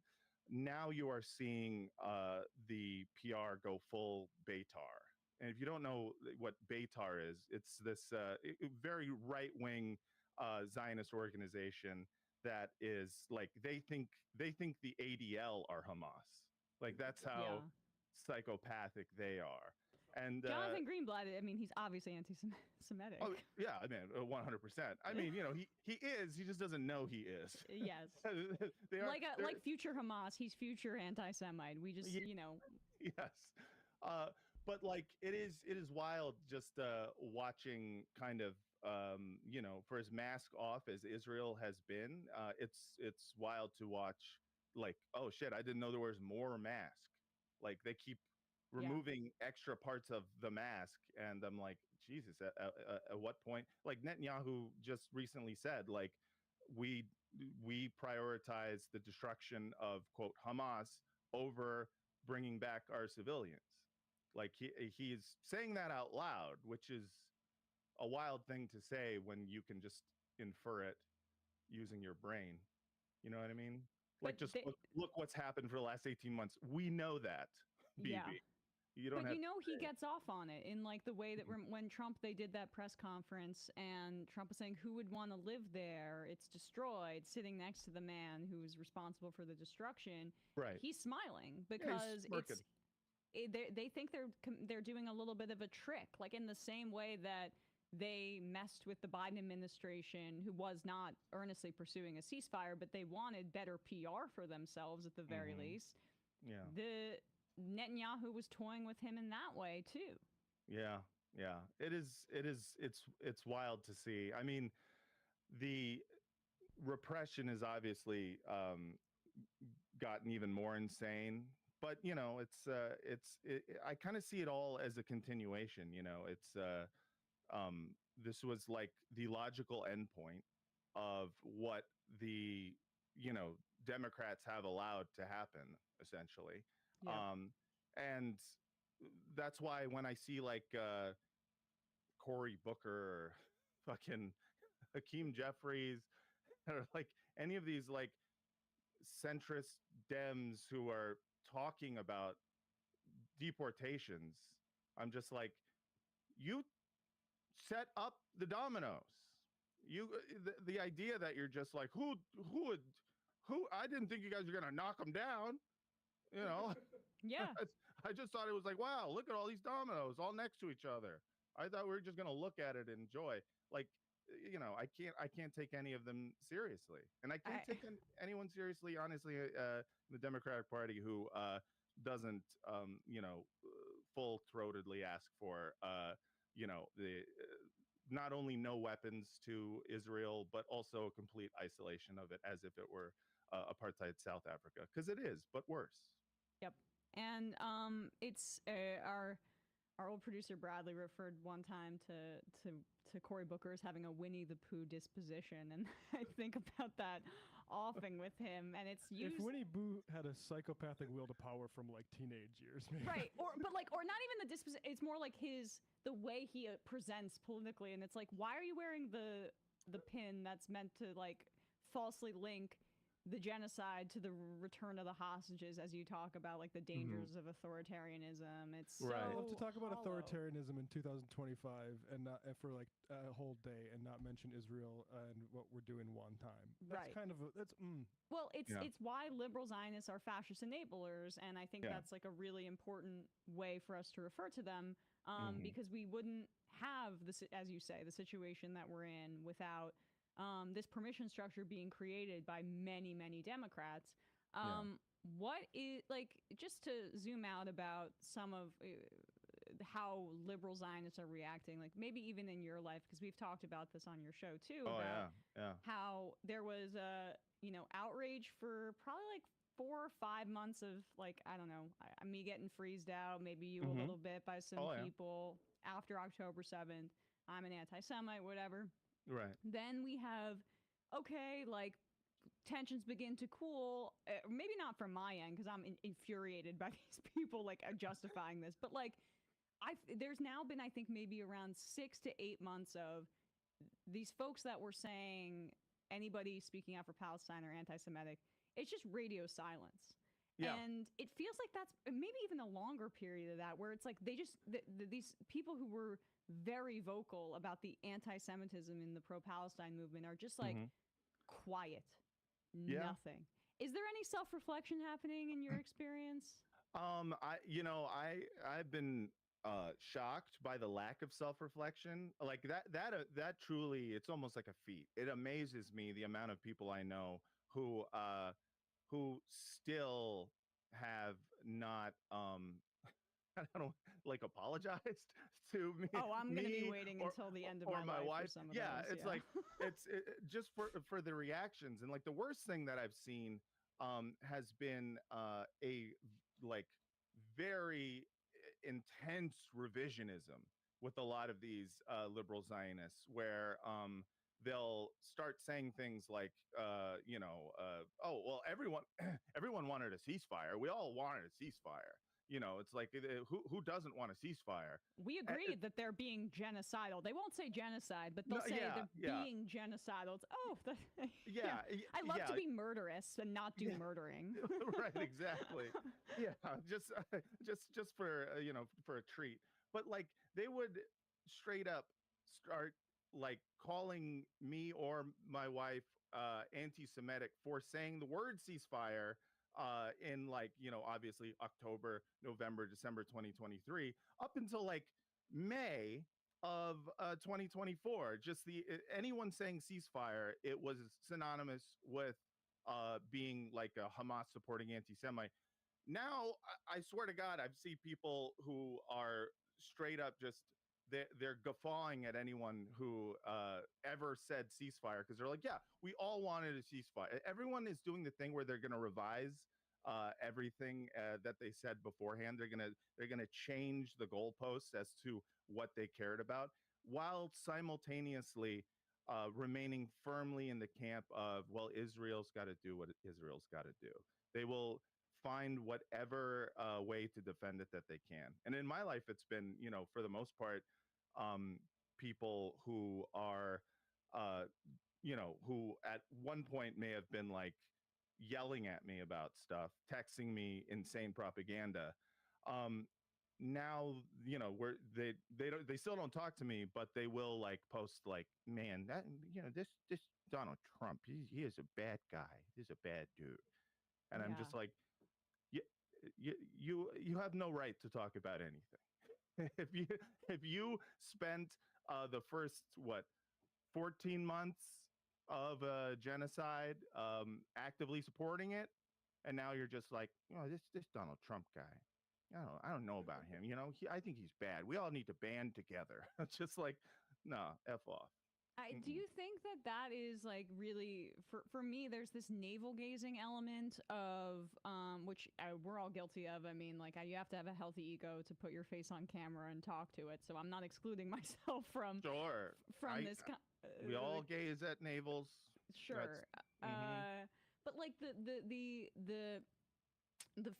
thing that's been most difficult, I think, to fight through with some of the liberal Zionists is just like, I vote Democrat, so I am a good person. I have like these very set viewpoints about like racism, but it's only in a domestic context. I don't want to think about our foreign policy. I don't want to think about capitalism and its role in, immiserating people in the global South and the Middle East. Just like that is also a part of our racist worldwide structure where like the idea that the greatest barrier for you to oppose one of the greatest crimes in the history of humanity that we're currently living through is your own personal like narcissism about how good you are. Yeah. Is there anything more privileged than that very notion?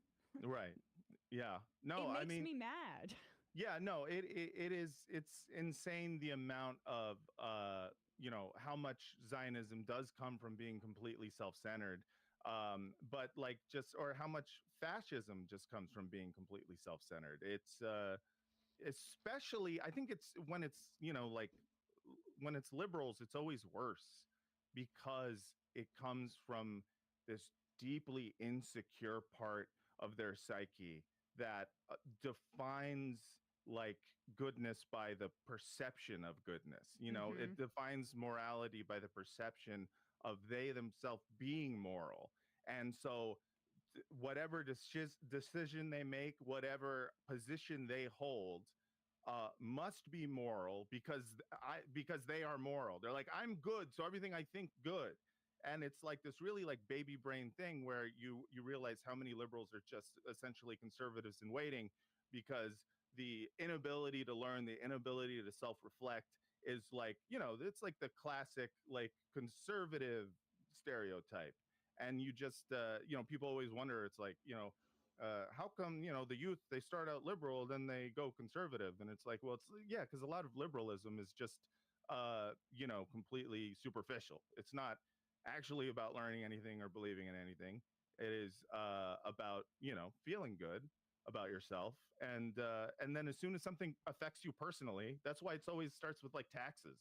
Right. Where someone will just be like, I used to believe in like, gay marriage and stuff, but then I had to pay $10,000 to the IRS, and now I'll pretty much throw anyone under the bus in order to, in order to get that money back. Yeah, and I mean, even like you see it here, especially on the East Coast with the SALT deduction fight. Like the same people that were obsessed with this is just like a more upper middle class deduction that is in blue states that primarily like was that Trump eliminated the first time. Which deduction is this? It's a taxation deduction. It's called the SALT, the state and local tax deduction. And there's a fight, with like the Josh Gottheimer and the conservative Democrats, and then the moderate Mike Lawler Republicans want to bring back the SALT deduction. But Trump initially used it as a way to punish blue states. And I just see this like all liberal Zionists are all like, you ask them about taxes and they're like, God, I hate Trump because of that SALT deduction thing. It's like, oh, you hate Trump now because he made your taxes go up by like a small amount. Great. Yeah, that it is like, it is crazy the amount of, this is why it's so funny to talk to a liberal Zionist, because I enjoy hearing, it's like, so what do you care about? Because that's always fascinating to me, to be able to compartmentalize. Like, it used to be you were compartmentalizing something that was, like, without doing any further reading, you could just assume Israel good. It was like, especially if you were, grew up loving Israel or thinking Israel was, belonged to you because of, past Jewish trauma and whatnot. But now, like, genocide happening, and to be able to compartmentalize that and still be like, complaining about the salt tax, like that's incredible to me. It's like I want to like dive into that brain and swim around for a bit. I just want to see what other little pockets of weird shit you've been like suppressing. I should correct myself. It's because Trump capped the SALT deduction, so it limited it to, you couldn't do, tens of thousands of dollars. It was at Right. 10K. 10,000. So, Yeah, 10,000. Yeah. yeah, but that's just one example I can think of. But But Matt, yeah, I mean, even in yeah. deportations and shit like that. I mean, you see the amount of like, these are the same liberals who were at the anti-ICE protests, back in during the Trump administration. The Muslim ban, they were against that. 100%. And now it's like, some of them will still, march against Trump, and I'll be like, you have seen the amount of students they are deporting for writing essays or attending marches. You're attending a march. How do you live with this in your brain? It's wild. It's because those marches are, and it's nice to see people in the streets, but it's just about demonstrating your opposition, where it comes back to the navel gazing thing. Get your steps in too. As opposed to having concrete demands, like, which is an actual threat. The pro-Palestine demonstrations are about divesting from Israel, like very, very specific. Yeah. Hey, demands. school, divest from Israel. Yes. That's what Rumesa is. And Rumesa Ezturk wasn't even that. It was like, hey, school, our students said divest from Israel. Listen to them. Right. Yeah, it is. It's wild. It's such a specific demand. I talked to a liberal Zionist recently who said that he was like, I think they shouldn't have done the encampments, all that stuff, because it's like people get annoyed by that. It's like bad optics, and also it's like, what do they even want? And I was like, did you not talk to anybody? I know. But they're recycling the Occupy. Yes. The anti-Occupy critique. Yeah. What do they even want? What no, I mean, okay, I'm sorry. You cannot make that critique of these protesters. Their demands are right in front of you. Yes. It's completely ridiculous. It's on signs. It says. Yes. Divest. Yeah. Anyway, what'd you say? You want to do this? Do you have? Okay. I don't know if Matt's got to go. There's another Fetterman video I I've don't never gotta seen go. before. I don't got shit. This is my birthday. I You told wanna my spend wife. an hour? I told my wife I'm doing whatever I want today. I'm gonna go on Majority Report. We're gonna talk about Fetterman's weird ass. Let's go nuts. We got Let's go another crazy. Fetterman clip here. Another time where he's seated and seemingly unaware of his surroundings. This time in or at least on an airplane. This is from a Prem Talker of Zateo video from February when John Fetterman got in an argument with a pilot about wearing his seatbelt so it was visible. And this was cited in that extensive New York Magazine piece. Of course, he's getting in fights with fucking flight attendants. It's okay. It's okay. Okay, it's okay, but it just has to be visible to the crew at all times. It's a federal regulation, so if your seatbelt's on, it just has to be visible. And right now, it's not visible.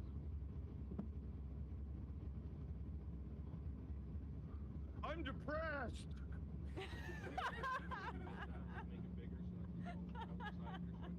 Bro, what are we doing? The point of a seatbelt is for me to be safe, right? I don't want to be safe. I want to die. I'm just trying like to Hamas. die. I'm thinking about my friend from grad school that died in 1993. Yeah. He wore a seatbelt and died anyways. Wouldn't it be amazing if he was going to Israel as some sort of like death wish? Where he's just like, he wants a Hamas rocket to fall on him so fucking Please bad. just blow me out of the sky. Just walks into the sea. If he really wants to die, just hop aboard an aid flotilla. Right. Do that Right. if you really want to get killed.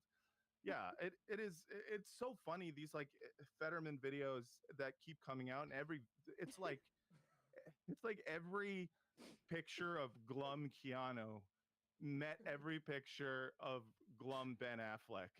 And you're just like, there's not a single phrase. It's like whatever. It's a photogenic version of always looking depressed, but he is. I think he is actually a very, very sad man. Which, I mean, that's just called karma. I think. Yeah, I'd like to ask him like, hey, can you talk about how important joy is to your life? Yeah, exactly. Can you speak on joy? Yeah. Well, it is wild. Yeah, he should probably watch Inside Out. It'll help him identify his emotions That's right. better. That's right. That's right. That'll help. Yeah. Matt Lieb, we really appreciate your time today. Happy birthday, my friend. Thank you so much. I'm glad to be here. Sorry, Sam couldn't show up again for our scheduled debate, but that's fine. Yeah. No problem. You're gonna have to find a time to do that because he needs to be called out on some of the horrible things that pro-Hamas he said. stuff. All right. Well, consider this his official calling out. Sam, you run away every time I show up. Every time I show up, you're just like, oh, I'm scared to debate Matt Lieb. Well, guess what? I'm calling you out. You better show up next More time. content. There's a throwdown. That's right. I'm tired of you saying how much you love Hamas. You're always out here being throwing pro-Hamas. down. Hell yeah. All right. Well, everybody, please check out Matt and Franny in San Francisco on Wednesday, May the 7th. That's right. Cobb's Comedy Club. Cobb's Comedy Club. We'll put a link to that in the description below. Appreciate you, buddy. Thanks so much for coming on. Thanks so much for having me. Bye, y'all. Bye. We're not. Maybe should we just? Can I? Freebie Friday. Can I do Freebie Friday? This is Emma's making her first Freebie Friday call. Am I gonna get fired? Sam comes storming. The red phone. The red phone starts ringing. Just blame it on me. Go ahead. All right. Yeah. Shabbat shalom, everyone. Exactly. You don't respect the rule of law. You've shat all over it. Okay. That's what you did. And we know it now.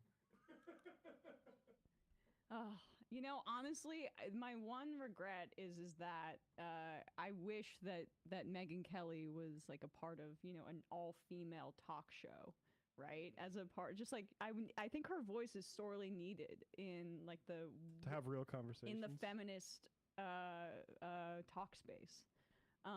Russ, we have merch. We've got to talk about that, right? That's the most important thing on the menu There's here. new merch.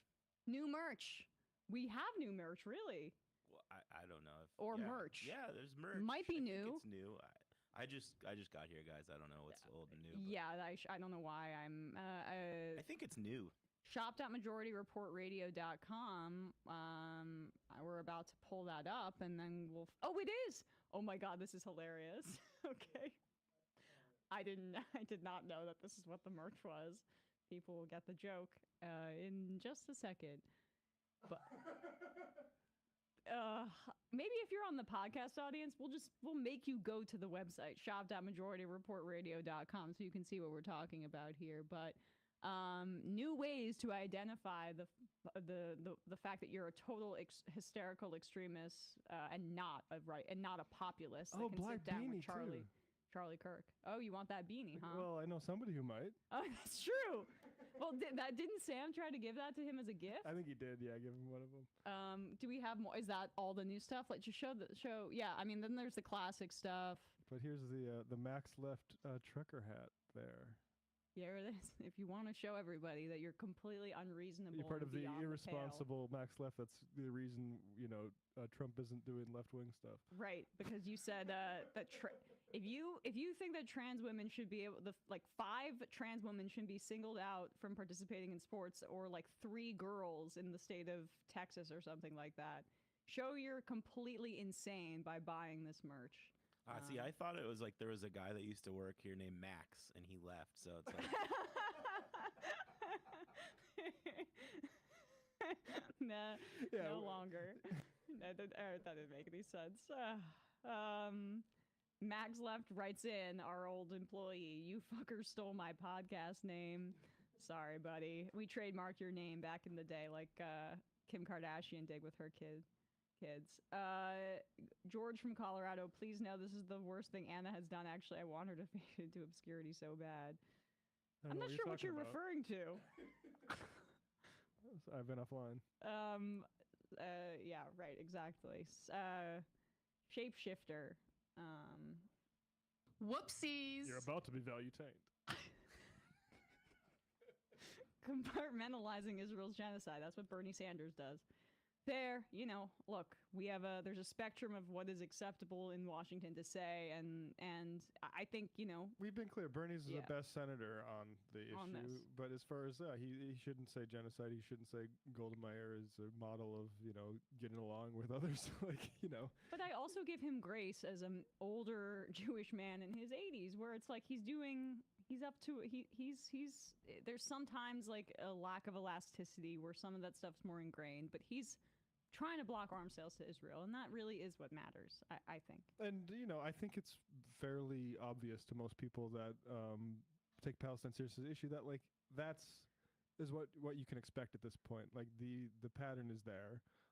He's not going to be a leader rhetorically like, say, Rashida Tlaib might on a lot of these issues. It's just not what we can expect from Bernie. But frankly, like, look at the Senate. Like, who is going to be remotely courageous on that issue? Like, and that's a very important body to have. And the truth is, like, Bernie is better than what senator is good at Bernie on the issue of Israel-Palestine? None. Someone just posted here in the YouTube comments, Mopo, Sam is the same age as Bernie, and he isn't a Zionist. That's correct that they're the same age. Yeah, they're born in what? I mean, I think Bernie's older brother, right, is like actually more of an anti-Zionist than maybe Bernie is. Maybe I'm getting that misremembering that, but his brother, the one who voted for him from UK abroad, one. yeah. That was such a sweet moment at the convention in 2016. Fabulous. I already read that one. Hopeful one. I live in a nice zip code in a lovely condo. My downstairs neighbor is a bougie drug dealer, a white man, and the son of high-ranking police officials. Miss me with this fear of brown people. Exactly. Punch Drunk Pulpit. Sam, please ask Mehdi to bring back America Unhinged with Francesca and Wajahat. Well, that passed, but agreed on the sentiment. Shapeshifter, you have to be insanely boring if you think cheating at Path of Exile 2 would make you cool. I don't get that reference. That's about Elon Musk hiring people to level his guys up.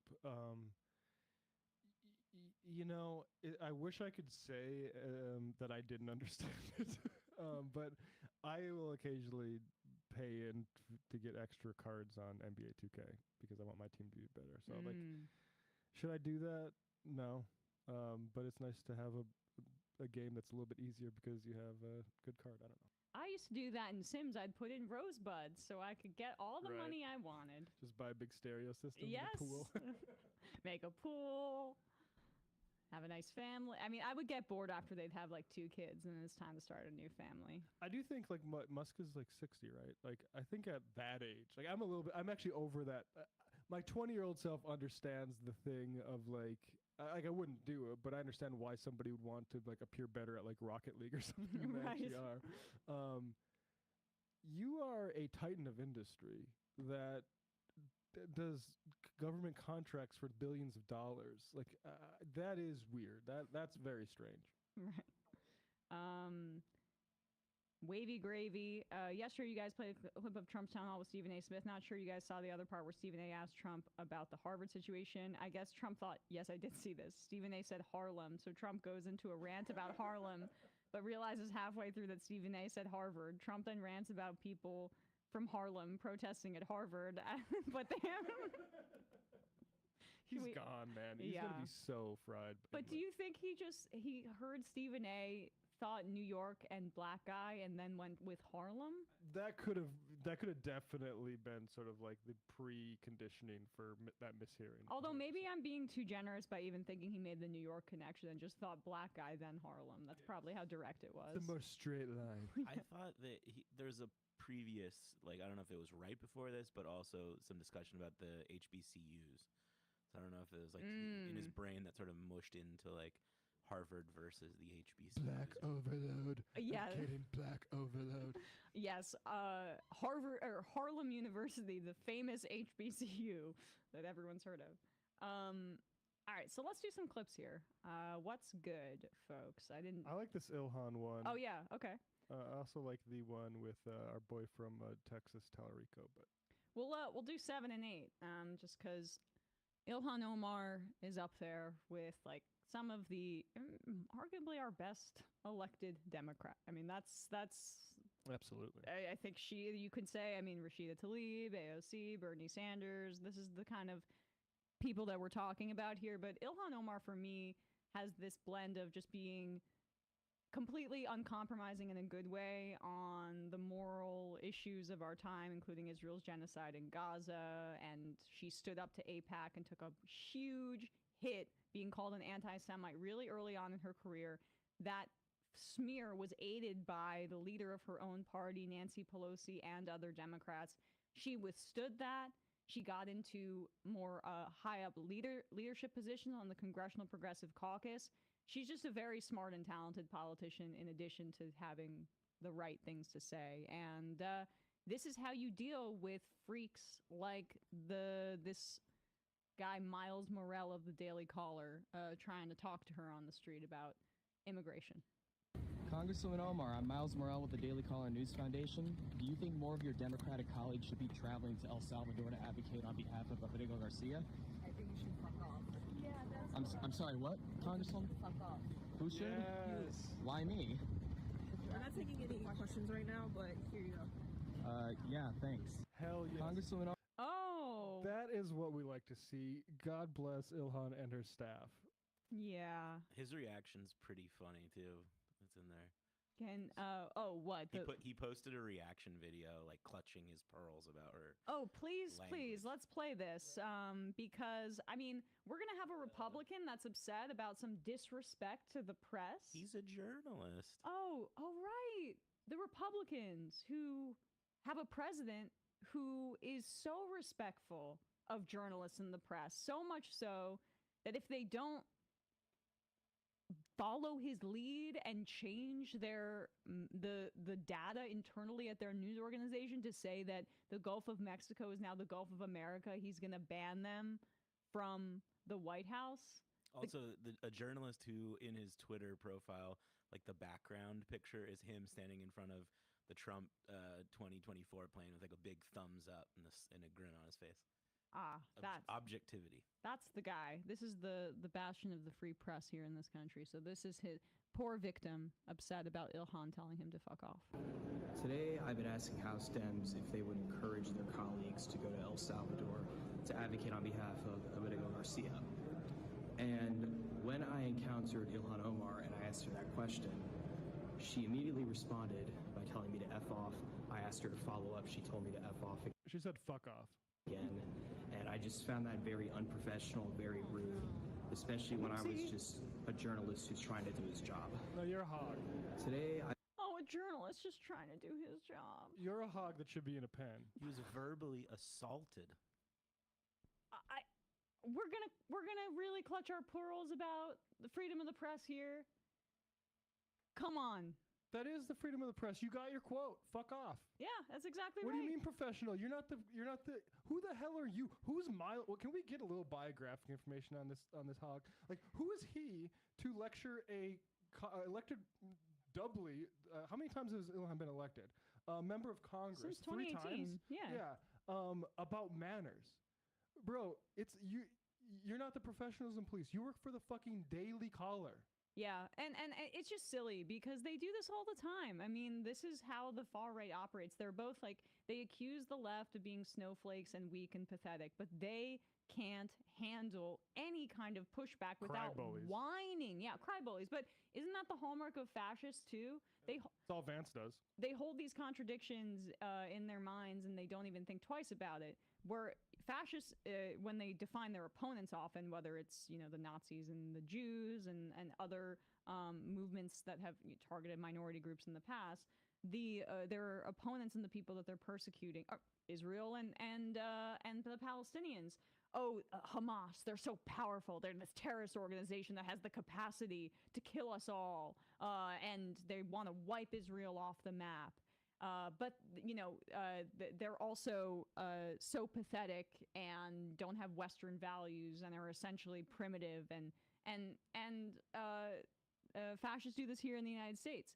That they are both like incredibly weak and fragile, but also the strong men and the tough guys. Like, pick which one. But that's kind of the binary that they put themselves in with their worldview. So, Donald Trump is one of the worst presidents in the history of this country in terms of press freedom and freedom of speech. Let's not even get into that right now. Ilhan Omar has the freedom of speech to tell you fuck off. You know who doesn't have the freedom of speech to say how they actually feel about the world and who try to engage in political protest, which is the hallmark of the First Amendment and our country's founding?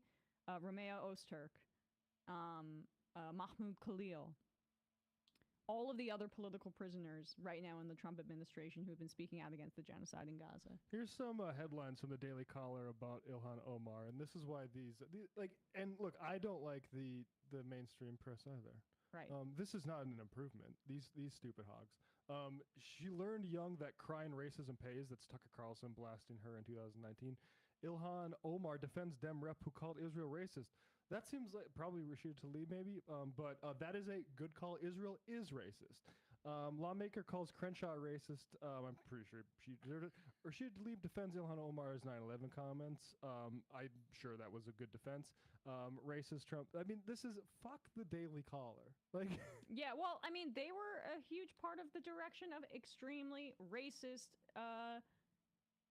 xenophobic attacks towards Ilhan Omar. As I said earlier, like, people may not remember what it was like when she first entered Congress. Oh yeah. I mean, she has come a long way within the caucus that finally defends her or doesn't at least maliciously go after her. But for a while, she was fighting on two fronts. The entire Republican Party that was foaming at the mouth with Islamophobia and saying that she had sex with her brother and these disgusting Islamophobic Nazi smears. And then you had Nancy by Pelosi. a sex trafficker, by a guy who got busted at Anton Lazaro in Minnesota. The source for the Ilhan married her brother thing is a guy named Anton Lazaro, who Tucker Carlson defended, who had one young girl recruiting others for him for sex stuff at St. Cloud, Minnesota. Yeah, right. And then the Democrats were also throwing her under the bus as well. So good for her for standing up for. Or just telling that guy to fuck off, as she says. There's your quote. Because, I mean, let's address the actual issue, right? Yeah. The will you go defend people who are MS-13 members, just allege that. Take that as proven in court, even though it's not. What has been said by court is, don't send that guy to El Salvador, and then you send him to fucking El Salvador, to a prison colony. That's the issue. Honestly, he could be like a mass murderer. He could be a serial killer. It doesn't matter. When the courts say, don't send that person to that country, and you send that person to that country, and then you say, well, fuck off, I'm not going to try to make this problem better, that's the problem. Right. You know, I think one of the things that makes, or a show of how great of a politician Omar is, I don't know the order of these things. Either this exchange took place and then she walked into Congress and gave a speech where she talked about the Abrego Garcia case. Can we play that? Yeah, we should play it. I have it in the sound sheet. 8. Or if it was vice versa, which would sort of make more sense, that she'd given the speech and he heard it or read it or something and was like, oh, I'm gonna call her out on this. But I just think it's cool to listen to, like, in the street she deals with this idiot the way she did, and this is what she sounds like when she's actually engaging in like political discourse that's in good faith. In a way Fetterman could never. I am here today as a representative of a community that is deeply alarmed by the actions of this administration. Just weeks ago, the Trump administration defied a unanimous, we didn't think this was possible, but a unanimous Supreme Court order by refusing to facilitate the return of Kilmar Abrego Garcia, a Maryland father wrongfully deported to the notorious prison in El Salvador. Despite the court's clear directive, the administration continues to ignore the rule of law, undermining the very foundation of our democracy. In my own district, the situation is equally troubling. A graduate student at the University of Minnesota was detained by ICE agents without warning. Despite having no involvement in political activism, he was taken from his home, held without immediate explanation, and had his visa retroactively revoked. This action not only disturbed his education, but also instilled fear in our academic community. These are not isolated incidents. Across the country, people are being detained and deported without due process, often based on tenuous or unverified allegations. The administration's use of obscure laws like the Alien Enemies Act of 1798 to justify these actions is a blatant abuse of power. We must ask ourselves, if the rights of non-citizens can be so easily disregarded, whose rights will be next? Our Constitution guarantees due process and equal protection under the law to everyone in this country, not just citizens. If the government can silence you, detain you, or deport you while defying court orders, then none of our rights are safe. If we let this slide, we are saying the Constitution is optional, and it is not.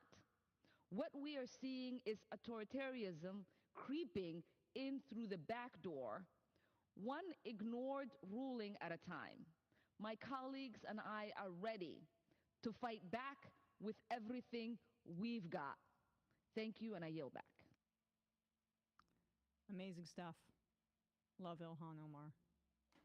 And folks, I don't want to go too far afield, but one of the big early things she did was go after Elliot Abrams. Right. And people can look up that clip. I'm sure we covered it here. And I just remember, like, just want to point out the type of crap that she's had to deal with her entire time in Congress. This is a Vox explainer of that by Zach Beauchamp, who is, for some reason, their Israel guy, even though I think he's probably not great at it. And this is just the first paragraph. First-term Rep. Ilhan Omar is making headlines again on the heels of a controversy surrounding a tweet of hers that struck many observers, including me, as anti-Semitic. Omar has again garnered attention over her tough questioning of Trump's special envoy to Venezuela, Elliot Abrams. So Zach Beauchamp decides to start off, and that tweet was the All About the Benjamins tweet about why we support Israel so much. That tweet is 10 toes down, absolutely correct. And the clutching at pearls from people like Zach Beauchamp is every bit as problematic to me as the Daily Caller type bullshit. And it's so clear why and how complicit our media class is with how far this goddamn stuff with Israel's getting out of hand. Where, I mean, it's just, we're taking drones, let's bomb flotillas of people just trying to bring food into the country. Yeah. Because Zach Beauchamp, because he can't figure out if there's a tunnel between the West Bank and Gaza yet. That's a famously correction he had to put on. But yet Vox is going to put him on this, and he's gonna clear his throat before Ilhan Omar. This one of the best things that a congressperson done is take Elliot Abrams to task. We're going to imply that she's anti-Semitic. It's fucking disgusting. Yeah, I mean, Beauchamp was the guy that thought there was a land bridge between the West Bank and Gaza, which is like. And it's like, oh, sorry, that was just thought of. Yeah, that's. Let's keep publishing this guy on the tub. Let's not pull him off the subject forever. Yeah. Let's hear what he has to say about the possibilities of liberal Zionism's reemergence. Something. Everyone's head is filled with shit by complete charlatans. Yep. George from Colorado. That clip goes to show how clear and concise of a communicator she is. And Buenora. Credit where it's due to America's neoliberal turn. We figured out how to outsource concentration camps. Hey, well, the Nazis also did not put their concentration camps in Germany proper, so it's just a fascist. They're borrowing from some of the worst people in history. Molly Gray Jedi. Someone in an oversized sweater and basketball shorts surviving on fast food is literally the least surprising thing about Fetterman. Yeah. Courier 11 seconds. Twitter left searches far and wide for babies to throw out with the bathwater.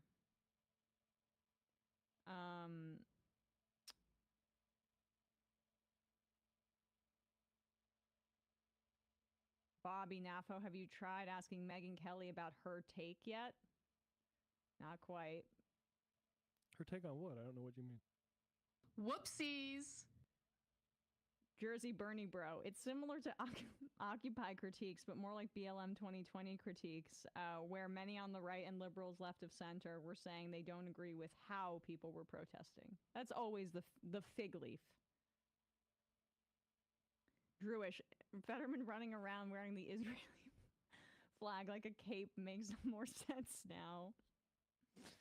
Yeah. Majority Report Wardrobe Coordinator Trump in December, let them eat fentanyl. Labor guy, Fetterman should resign and start a podcast with Ethan Klein. That's actually a good idea.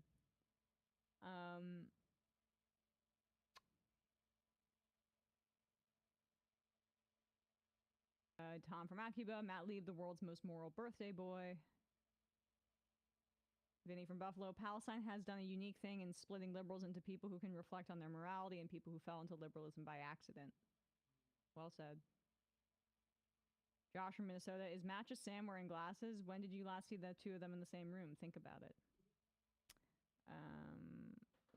Sam also wears glasses. Yes.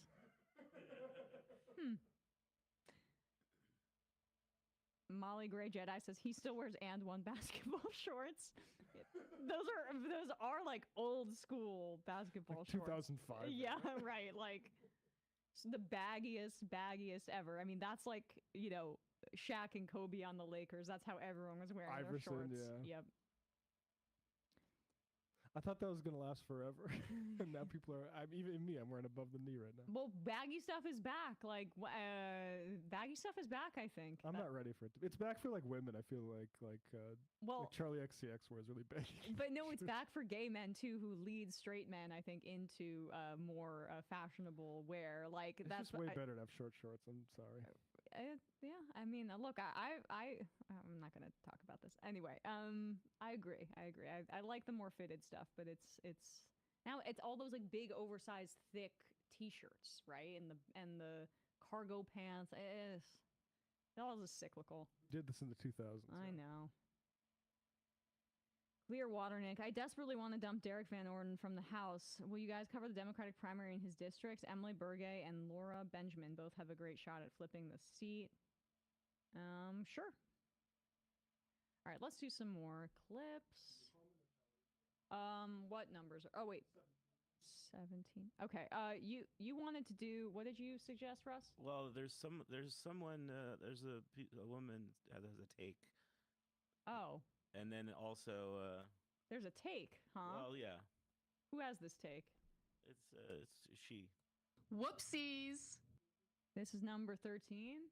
I haven't seen this yet. I was prepping for the show, so I missed the premiere of her take. And then after that, I was gonna say,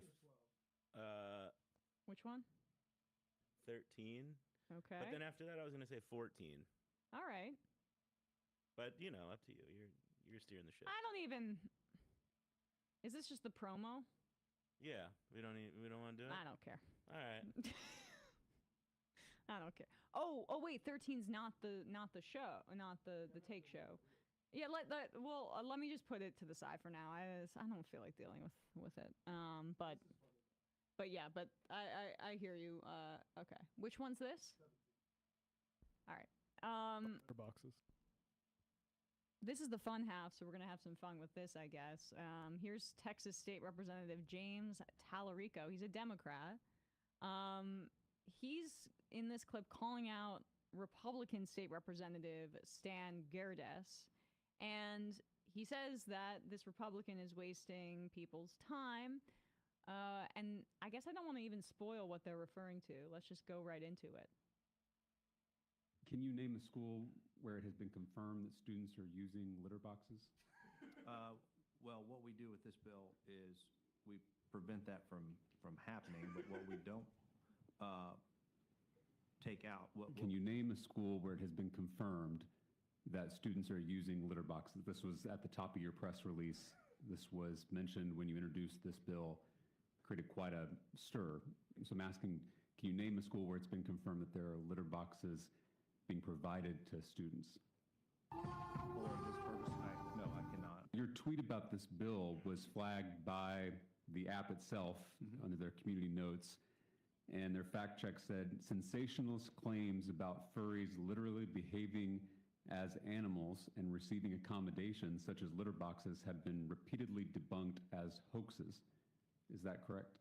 It was flagged on, what is it, community notes? Okay. I find it concerning that these types of debunked conspiracy theories are being used by politicians at the highest levels of our government, including in this legislature, who know that they're incorrect. Are you aware that Governor Abbott said, quote, kids go to school dressed up as cats with litter boxes in their classrooms? Sure. Are you also aware that when the governor was asked by the Dallas Morning News to name a... I just want to say the shamelessness of that, sure. Like, sure. Sure. And I'm pushing this Furries Act, and I can't name a single fucking school, but we're trying to get out ahead of this. This is demented. But I don't even understand what the acronym is. Oh, so Forbidding Unlawful Representation of Role-Playing in Education Act. You know, all the furries that... Well, they got the acronym down, so you got to do the act now. Well, I'm here on the woke East Coast, and every New Jersey school knew that you had your social studies, you had your algebra class, and then you had the sex pest class where everybody dressed up in furry costumes and learned about each other's bodies. Because of the woke. So these guys... Let's just be clear. This guy has seen furry porn and is now working backwards from that. Okay, cool. By the Dallas Morning News to name a single school where this happened, he couldn't. And PolitiFact called this a pants on fire false claim started by online rumors. Okay. Do you think it's a good use of our time to write laws based on debunked internet conspiracy theories? Well, this isn't, this piece of legislation before us covers that, among other things that are true. My concern is that instead of holding a hearing about student mental health, instead of holding a hearing about school closures across Texas, we are spending precious legislative time toward the end of this legislative session on a bill called the Furries Act. And honestly, Representative Gerdes, this whole thing is just weird and honestly a little creepy. And I think that's the point, because this is all, in my opinion, a manufactured, debunked smear campaign against our Texas public schools.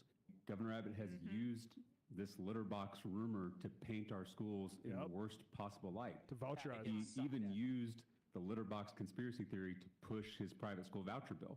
These culture war attacks are nothing more than an effort to discredit our public schools to justify defunding those public schools. Texas librarians are not grooming kids, Texas teachers are not indoctrinating kids, and Texas schools are not providing litter boxes. And I think the most disappointing part about all this is that I think you know that. That's great. Well said, and that's exactly right. That's what these attacks are on public schools. It's also how they, when they attack teachers as groomers, you use the homophobia, the transphobia as a way to gut our public education system. We're seeing at the federal level, Trump saying he wants to eliminate the Department of Education. And this is the truth. One of the number one indicators in exit polling, if you voted for Donald Trump, is if you're a lower information voter. They want us not to, Tim Walz was saying this the other day, they don't want an educated proletariat. They want it all to be about, like, if Trump shows up to a WWE show or whatever, like a wrestling match, and he is funny or like is in the news constantly, and that's all you need to know about our politics. You don't need to know that he's cutting our Social Security. You don't need to know that he's giving tax cuts for the rich. You don't need to know that he's actively making your quality of life worse. This helps conservatives. This helps those interests if people are uneducated. It's why, since we've all been alive, there's been a war on the arts, there's been a war on the humanities, there's been all of this, like, oh, that's such a waste of time, all those pink-haired college kids on campus learning about, you know, our history and slavery and wokeness and stuff like what that. apartheid is. They should be focusing on, you know, trades, and they should be working in more of like a capitalist framework. The litter box thing, Joe Rogan was spreading that back in the day. He said he knew firsthand before. He's like, oh, I was misled by somebody who told me the wrong thing. He said he knew a teacher in a public school that had seen this happening, or he heard, and then he maybe muddied it. Oh yeah, all the public school teachers that Joe Rogan is chatting with about this kind of thing. It's a Facebook meme that turned into a conspiracy theory in like 2022. And now they're making it into legislation down in Texas. It's not a coincidence. This is happening as they're trying to pass this, like, the biggest school privatization bill in the country's history because of Texas's size. It's intentionally why they're doing it. We had my buddy Chris Leal from Dallas on one of the few times I've sat in Sam's chair talking about explicitly Texas, the state of Friday Night Lights. People love their public schools, particularly in rural areas. All of this stuff, the litter boxes thing, they're teaching you to hate your country thing, they're grooming you thing, all of that was an effort to soften that support so they can privatize this. So what happens? I mean, Tallarico has a good clip on this we played too. But really what vouchers mean is the private schools that parents send their kids to, now those parents get a voucher. So instead of $25,000 a year, it only costs them $15,000. Now, normal people ain't paying $15,000 even if there's a $10,000 voucher. So it's just a subsidy for fucking rich people. Exactly. And that's what, and they, God damn it, they did it in North Dakota too. And I said this before, but North Dakota has a great public school system. And now all of a sudden, people that want to send their kids, richer parents that want to send their kids to basically soft segregated Catholic schools, they get a tax break on it. And nobody else is going to benefit from it because no one else is going to pay that shit. Yeah, look, I went to public school until 7th grade, and then I went to an all-girls school, and it was a great education, but it's not something that should have been getting subsidized by the state. And I don't really believe now, as my politics have evolved, that private schools should even exist in this country. And that is in part because of conversations that I would hear of, like, you know, oh gosh, I'm sending, you know, my daughter to school, you know, with you, Emma, or whatever, and we got to pay these high New Jersey taxes for a school that my daughter doesn't even go to. And this is probably every parent had this conversation at the school I went to. This is submerged. Yeah. Exactly. But even though the school I went to was the only non-denominational all-girls school in the state, and was like much more liberal. They called us scholar leaders. It was more multicultural than a lot of and different, more a higher proportion of black people than other private schools. Like, they made an effort, but you still saw even there how conservative the institution was, and how the parents were resentful of paying taxes to a school their kid wasn't going to. But they were rich enough to afford to send their kid to this school. What is happening in Texas and in North Dakota is gratifying the wishes of those parents. But it's even more insidious because this is about religious schools too. It's taking money from public schools to give to those parents. It's granting their wish. Okay, so even though you have the financial means to send your kid, or they're on scholarship, to a private school, you shouldn't have to pay into the public school system to subsidize other kids. You can voluntarily take that back to go to a private institution. This is a way to undercut public education broadly, because if you can opt in and opt out, it means there's no universality. We've said this within the context of Social Security and Medicare. Why are these programs so durable? Why are Republicans always going for Medicaid first? It's because it's not universal. The best protection of any social program is its universality. It's why Medicare for all is such a threat too. It's because if everybody is in it together, like public education too, if everybody is in it together, then people all finally understand what the value is, and it makes it more durable because people accrue this kind of goodwill with it. And like Matt was saying about public schools, we're in this car society. Everybody's in their little suburban fiefdom and all these plots of land. We have no centers of community, even in the city. Everything's privatized except our libraries, basically, and some of our parks. Although you go to Gramercy, you need a damn key to get into that park. But like there's other. Our public spaces are becoming increasingly privatized. In rural areas, public schools are one of the only centers of community that are left. And this is what they're targeting. And look at what happens when society collapses, like, which that might sound a bit extreme, but it did happen about 5 years ago. Right. Where were we coordinating pickup meals for folks? It was through schools. Yeah. But now here's the thing, guys. I'm not saying that in the public schools kids are going to the bathroom in a litter box. I'm not saying that that's happening. But if it was to happen, that would be bad. That would be bad. That would be bad. And so, so that's all I'm trying to say, y'all. We need some preemptive legislation on that. First we defund the schools, but then we protect against the imaginary boogeyman. So, do we have to? It's Friday. I'm sorry, Russ. We kept meaning to get to the David Hogg clip, which was really good. Kind of old news. It was fun. People should check out that debate between Carville and David Hogg. I mean, Hogg won so much that Carville basically conceded and said he was right at the end, is what I'm hearing. Basically, yeah, I think, the long and short of it is Carville really talked up a big aggressive game until he was confronted with David Hogg in a conversation, and then he was sort of like, okay, well, look, I agree most of what he said. All right, guys. Maybe Bobby Dog says they locked up Gramercy Park. I used to live up the street. What is the park in? It may not be Gramercy Park. There's two private parks in New York City: Gramercy Park. Yep. And Sunnyside Gardens Park. Not to dox myself, but somewhat close to where I live. Gramercy Park has always been locked up since I've been here, anyway. Yeah, I mean, I remember meeting someone who bragged about having that key, and I thought. Very weird, like when you're walking through Manhattan and you come around. That's a very strange area. It's something different about it. It's like I think it's like majestic. The Upper East and Upper West Side get talked about as like the wealthiest part of Manhattan, but I think Gramercy is kind of like that's or Tribeca. That's where like a lot of the big money is these days, I think. Even in Brooklyn, like Brooklyn Heights over there is just a wash in money. You probably could have, yeah. Anyway. Burger Dude. Some schools may store cat litter in classes as a last resort when they are on lockdown and kids are forced to stay quiet in their classrooms for hours and hours. You're right, exactly. That's how it started. Because they had cat litter because kids may have to go to the bathroom if they're locked in the school because there's an active school shooter. Well, it's kind of woke in its own way. I don't want to date myself, but when I was a kid, if someone threw up, there was like a gravelly sort of substance.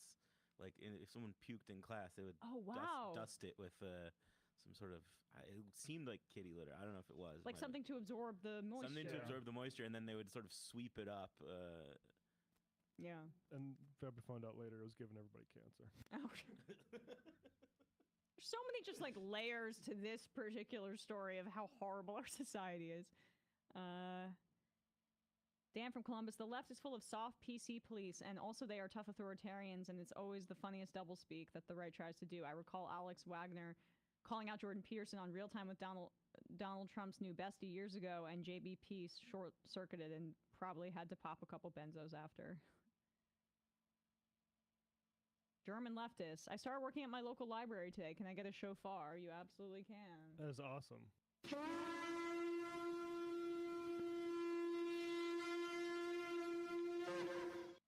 Shapeshifter. Trump saved TikTok. Would vote for him again. MAGA young adult.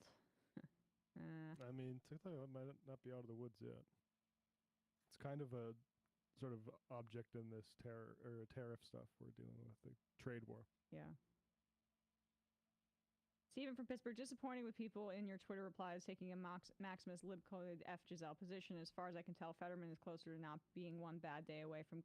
I don't want to read this speculation about their family life here. I'm sorry. I appreciate it, Stephen. You're speculating about that there could be some violence. It does sound like a very volatile situation. So, look, as I've said, I'm in a very feminist mind space these days, and I'm thinking about those kinds of situations maybe more than I normally would. But the article goes into it. He bought a gun. He apparently may have injured her in a car accident, and this sounds like a very volatile home situation. So I'm just trying to I don't know. It's Fetterman who I care about here in this situation. Like me here for Matt repeatedly calling right-wing journalists hogs. Throw them in the pen, daddy. Sam Sex House Toasted. Emma playing The Sims is totally in character. Yes. Yep. Being professional is calling it the Gulf of America. Right. Bootlicking losers. Space Lemon been talking to a centrist lib friend for a long time about Gaza and Trump and the whole thing. He's always insistent he sees what is right and wrong. He just has a problem with any expression of it because he's sure it's unpopular among people who he sees as the voters. Mm-hmm. Yeah, maybe a bit of projection. Maybe. Sometimes easier to say other people have a problem with the thing you actually have a problem with. Between the 1 and the 5, didn't Socrates say, know thy self-righteousness? Tom Cotton's Beard, you guys should read Omar El-Akrad's book. One day everyone will have always been against this. Maybe have him on too. He is just, funnily enough, Russ and I were talking about that yesterday, so we're going to work on that. Groucho Marx says, pretty sure I had ran past Chad Matt in Assassination Coordinates Redacted yesterday. Had 1 second to process, so I just shouted Matt Leck and gave him the finger gun. He absolutely ignored my ass, planning a right-wing pivot as we speak. Someone saw you on your run, and you didn't see them. I am listening to music when I'm running. Noise canceling. But Groucho Marx has called you Chad Matt, so congrats on that. Thank you for that. Cole from Little Rock, not talking to anyone and wandering aimlessly. Sounds like he's already practicing for the Shrek role. All right, 3 more.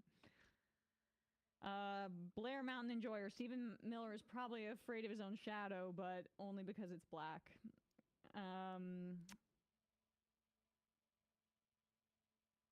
Seattle Steve, I'm really loving the new Emma Whoopsie. This Emma soundboard might be the best thing to happen this year. Oh, which one? Which one? Which whoopsie are you referring to? You mean this one? Whoopsies. It's whoopsies, plural. Woof. As a furry, I can 100% say that we don't go around utilizing litter boxes. Anyone who does that is not doing it because they are a furry. They are doing it because they are in need of mental health counseling. I can't tell if you're joking or not, but, you know, to each their own. Shout out to the furries in the listenership, right? I guess, you know, to be honest, Russ, I don't know what I'm endorsing, so I don't know if I can.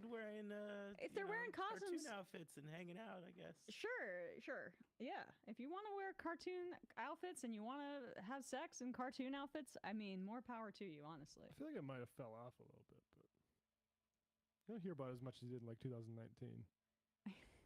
It's coming back.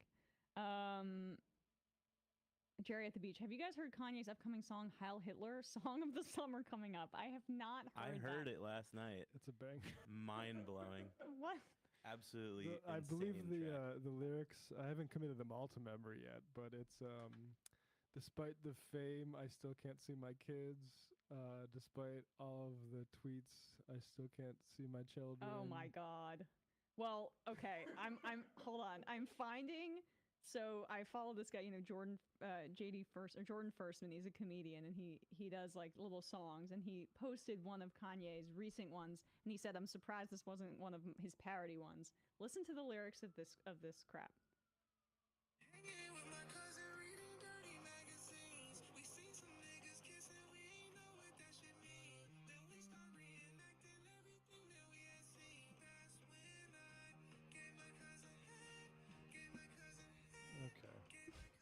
You don't like that? No.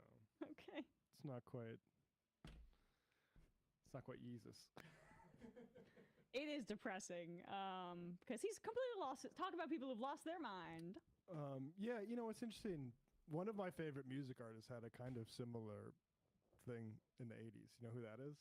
David Bowie. David Bowie. Right, but Bowie, he said that he had that break because of his addiction to cocaine, I believe. Yeah. So, just yeah. Hail Hitler. Not. It doesn't sound any better in auto-tune.